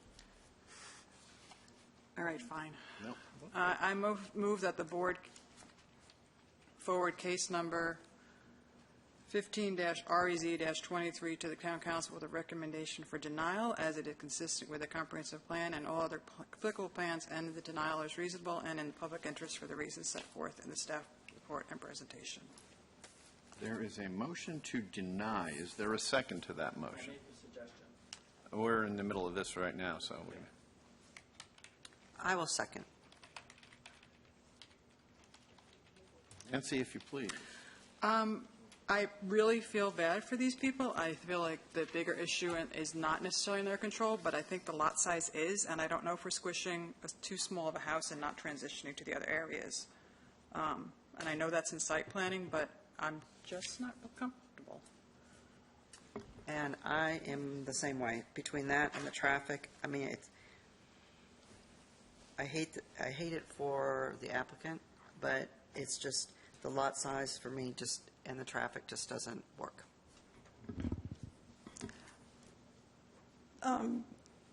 The applicant has left me a note requesting that the item be tabled as part of your consideration. We have to follow through on this, correct? There's one on the floor, unless You have a someone... motion on the floor. Unless someone moves to table it. You could withdraw the motion that was made, if you so desire. And then it just comes back again? I'm confused as to the process. Well, it could, if they would have the option to offer additional zoning conditions and to come back as a public hearing. Square foot lot. We have no problem saying there'll be a minimum of 5,000 square feet within a lot, not counting any buffers. That's not a problem at all. We're not trying to shoehorn anything in here. I mean, this is going to be probably $500,000 product. It's going to be very nice, and we just whatever we have to do to get everyone comfortable with these lot sizes, we're prepared to do. Well, Okay. Well, let's tend to what we have right now. You but have if the option. we do something and we recommend it to town council, they are going to do what they want to do with it anyway, right? If we table it, it still goes to council. I mean, But if we it don't, doesn't wait for us. Right, so if we do send our vote, they can still do what they want with it. If you table it, it can wait for you. It can't. Yes, it could come back to you next month, for example. I'm good with that. I'm good with Or tabling we it. could withdraw the motion and he could make his condition now, or if he were prepared, and then we could just settle it now and not address it at a different meeting. Good point. Is So that we're gonna- conceivable? It's for me. So we're going to table it? So we need to withdraw them. Withdraw it. Sure, I can withdraw it. I can work with people. I'm in agreement with that. So if it's withdrawn, can we add? Well, let's just hang on 1 second. This is like, we're just braving new ground all day. Nancy's withdrawn, and She the consented? second is okay with it as well. Okay, so your table is clear. Table's clear. You may take whatever action you wish. Actually, I have a question before we move. Kind of a point of order question. So assuming that we were to deny this case and council were to also deny this case, there's obviously a one-year waiting period. This would not be able to come back, being as the LDO amendment would then trump it. Is that a fair statement?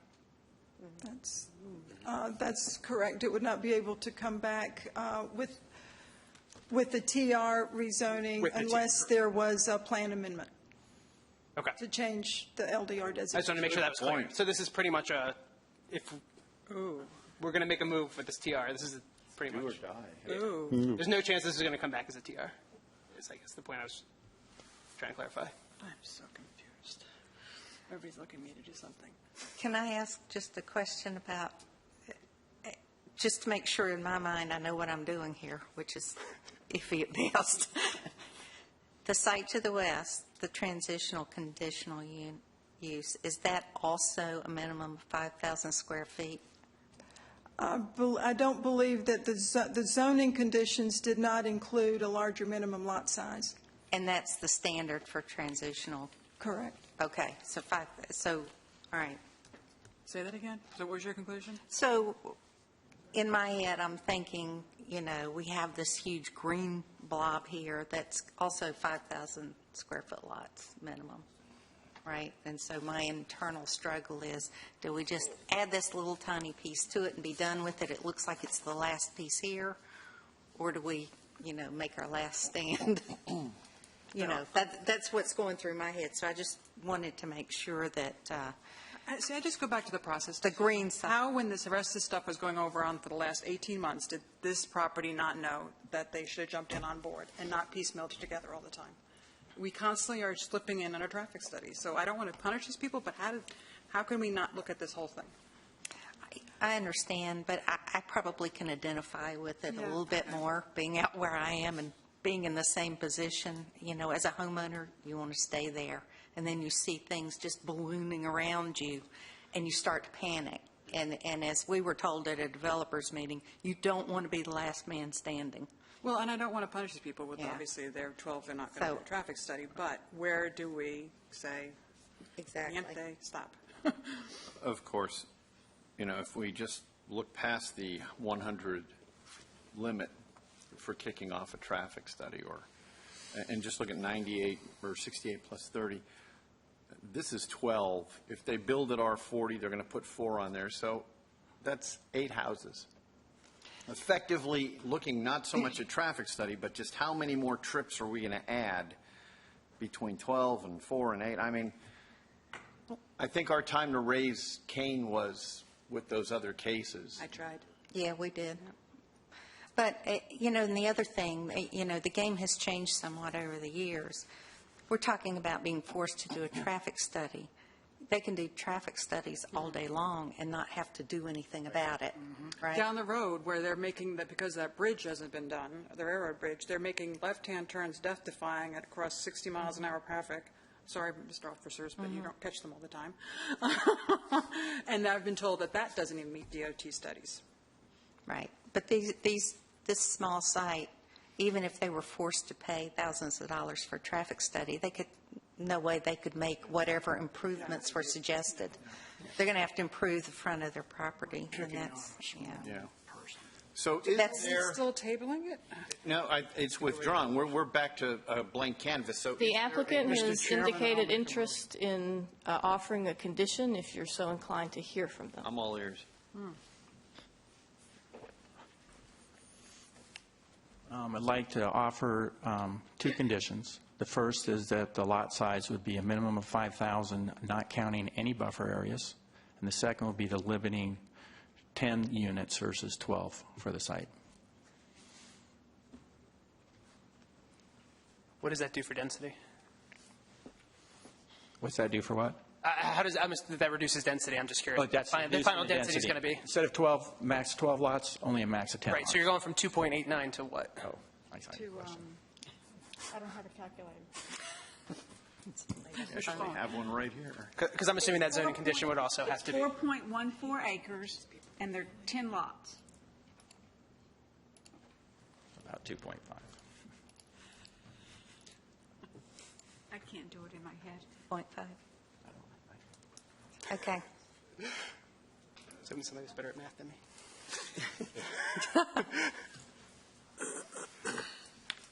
All right. I'd like to make a motion. Let me find all my little thingies here. Okay, I move that the board forward case number 15 REZ 23 to Town Council with a recommendation for approval as it is consistent with the comprehensive plan and all other applicable plans and is reasonable and in the public interest for the reasons set forth in the staff report and presentation. Is there a second? Second. Obviously, we struggled with this. I think if this were coming in as an island in the middle of R12, then I would definitely balk. I'm glad that we won't see a case like this come again. I'm glad that we've made that LDO amendment. But in the big picture, this is a handful of homes, you know, being offered up by some people who have been surrounded by high density, or what I consider high density development. It's not, it's low density. And, you know, I think overall the impact is small. Well, I think we're being very unfair to a person that's lived in Cary for a long time and has been just kind of bowled over by what happened around them. Plus, this is the same zoning as what is west of it. It's a few homes. The impact on traffic, in my mind, is minimal for a few homes. we don't own this street. DOT owns this street, and DOT owns this road. We're making efforts to ameliorate the problems that these two developments have generated in terms of traffic flow. And citizens decide to make U-turns where maybe they're not supposed to be making U-turns. We're going to penalize this family and their last little lot here because of things like that. I'm sorry, but I think this is a bigger discussion that should have been done if everything was coming in as a whole. It never came in that way. I don't think the property owners were the same individuals. This isn't neat, but I think it would be really unfair to deny this. And I don't even think the applicant should be making these concessions personally, but he's chosen to do so, and that's up to him. But he's making a fair offer, a very fair offer. So I have a question. Do we have to do the second one where it says subject to the following conditions, where that got changed? Yeah, I should have said that. You could. Subject to the following conditions. In the motion, I suppose. I'd like to amend my motion. So I move that the board forward case 15 REZ 23 to Town Council with a recommendation for approval as it is consistent with the comprehensive plan and all other applicable plans and is reasonable and in the public interest for the reasons set forth in staff report and presentation, subject to the following conditions. Minimum lot size is 5,000 square feet without taking any regulatory buffers into account. And 10, maximum of 10 units. So it's amended, and your second still stands? Still stands. All right. Any other discussion, or if not, all those in favor, please. Oh, I'm sorry. I just want to say I appreciate the developer making the concessions. I still have my concerns about traffic. I understand that it's not the Young's fault that they were the last one to the party. I just want to document it that my concerns are traffic and size. But I appreciate the concessions that you've made. And I, too, appreciate the concessions made, but I can't ignore the 64 signatures that are concerned with the bigger picture. And so I know I can tell already where I'm going to be the only lone voice to make sure it doesn't stay on consent agenda. But I really do appreciate, and I really feel bad for I mean, it is the last person to the party, but at some point, somebody has to say, we need to look at this, please. Okay. Right. And we always talk about that, and this came up in our work groups about, the last guy to the party is going to get, they're going to get the short end of the stick. Choose my words. And this is one of the cases where that's happened. It's really hard to penalize that homeowner because their neighbors have developed. And they're now in a situation where they're kind of being forced into this game. They have to develop, and this is probably the only way that they're going to be able to do that. With that said, I really don't like the TR and the LDR. It's really difficult for me to get over that. I know that we have an LDO amendment on the books now that is prohibiting that. And this is one of those cases where, maybe we should allow it to go through. Maybe we should allow it to grandfather in. But, again, it really is difficult for me to give in that configuration and whatnot. But I do think I am going to be in support of it. Anyone else? Then would all those in favor please say aye? Aye. Anyone opposed? 2 opposed. 6-2.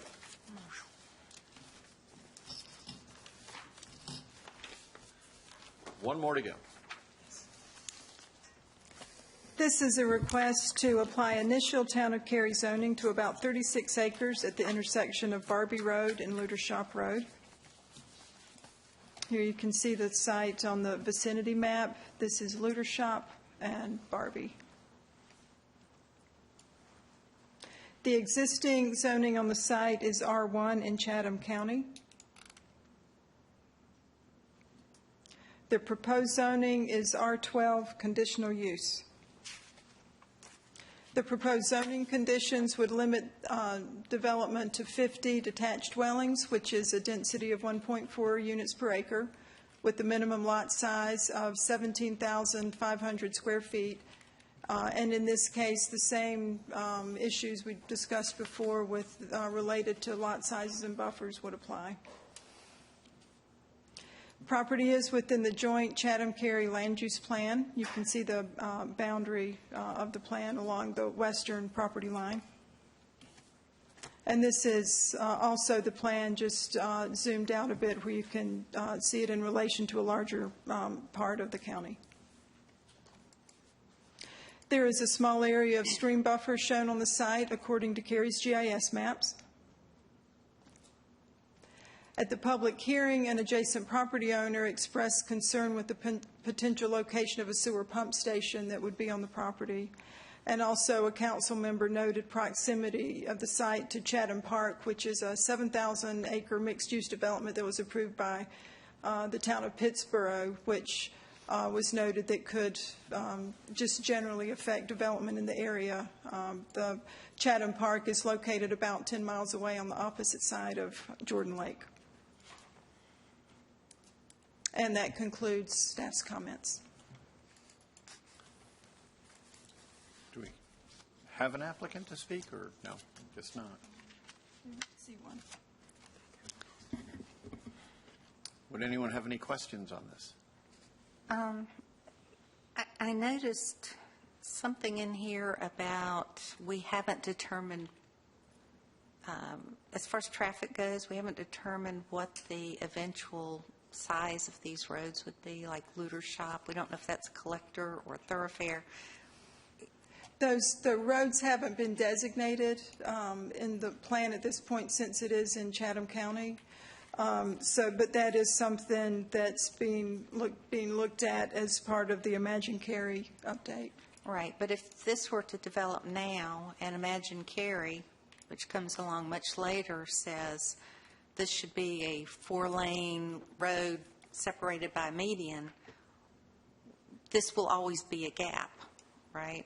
I mean, because I'm assuming we're not going to make them build it out to the largest possible scenario. That's correct. If what comes up with Imagine Cary would be larger, then there conceivably could be a gap there. Yeah. That would be filled in at some point in the future. I think that's kind of where I have my concern here. It's almost like we're not ready for this because we don't have a plan for the area. And I remember we had something recently where we had this little narrow strip on Green Level Church Road to the north that was never effectively ever going to be built out. And so, all traffic had to kind of weave in and out.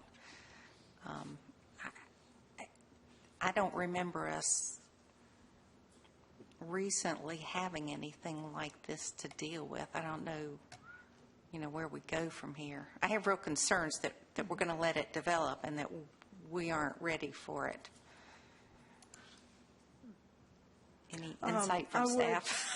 I'm not sure if anyone from our transportation and facility staff may have a feel for if any road sections would be required there. I assume they're going to be treated as local roads. I'll let Mr. Konda speak to that. Good evening, Chairman on board. I'm Priyatham Konda, Transportation Facilities. Ms. Spearman was correct in saying that currently there is no road designation for Looter Shop Road, but you can see it's an extension of Morsel Parkway. So right now, until Imagine Cary process is complete, we would not have a set designation, but when this rezoning, if it goes forward and comes to a site plan, we're going to work with our transportation planning staff that look at average daily traffic on this road, and they have some indication of how much the traffic would grow in this area. And would be recommending a road section based on that projection. So again, when this property moves forward, or if it moves forward and goes to site plan, their requirement would only be to construct half section. So we'd have to make a decision at that point as to what would be the appropriate section. So until that point, we would not know the exact road section dimensions. Okay, but you feel comfortable that when you go to site plan, you're going to have enough information to make sure that whatever they do fits in with what the overall plan will be? We would have some indication. Our transportation planning staff, and we would combinedly look at the regional model and see if we'd have some forecasts on that road. And we would have to make an educational guess at that point. Okay. And if there is a gap, like some of the roads that we have, a capital project would come in the future and fill those gaps. So. Okay. Thank you. You're welcome. Anyone else? I've got a question. Yes.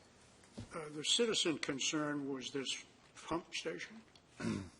Correct. I believe it, I don't know, we don't have a site plan at this point, but there would be, in order for utilities to be provided to the site at this point, there would need to be a pump station. And there was some concern expressed as to where that would be and ensuring that it was screened so that it wouldn't be perceived as an impact to the adjacent property owner. I think one of the concerns was because at this stage of the process, there isn't certainty as to where any specific utility aspects would be located. But would it be located on their property? Or is it potential that they would have to put a pump station, say, halfway between this property I think the pump station that was, it would be on the subject property. It wouldn't be on the adjacent property, but because it would be, it needs to go where it fits based on the topography, and it would be at least close to the property line. Okay. Any other comments, questions? Would someone care to make a motion? I move that the board forward case number 15 REZ 24 to Town Council with a recommendation for approval as it is consistent with the comprehensive plan and all other applicable plans and is reasonable and in the public interest for the reasons set forth in the staff report and presentation. Is there a second? Second. I'm approving it. I appreciate that the developer is some of the conditions that they're putting on it in terms of larger lot size, density, et cetera. So I think it fits within that area. I share some of the thoughts about what the road, it's a little bit of, as we're creeping out to the west even further, but I think those things will become obvious because to the east is Morrisville Parkway and to the west is 751. So it'll be pretty clear, just in my opinion, but I feel good that we'll get large lot size, and I think it fits within the area. Excuse me. Yeah, in general, I always get a little queasy when I see green fields start to fill up with, developments, but it's inevitable. And there was a lot of effort put into putting this plan together by Cary and Chatham County. So, we're honoring that plan. Any other comments? Any other discussion? If not, all those in favor? We're reducing the density. I mean, the current density is 3.63. We're taking it down to 2.0. Minimum lot size currently is 12,000. Proposed is 17.5. So. Anything else? Then all those in favor, please say aye. Aye. Aye. Anyone opposed, say no. Motion carries unanimously. Mercifully, that's our last case for the evening. We have no new or old business. I move to close. There's a motion to adjourn. Is there a second? Second. I don't think there's... All those in favor? Aye. Thank you and good night. And thanks to the staff for hanging around for us.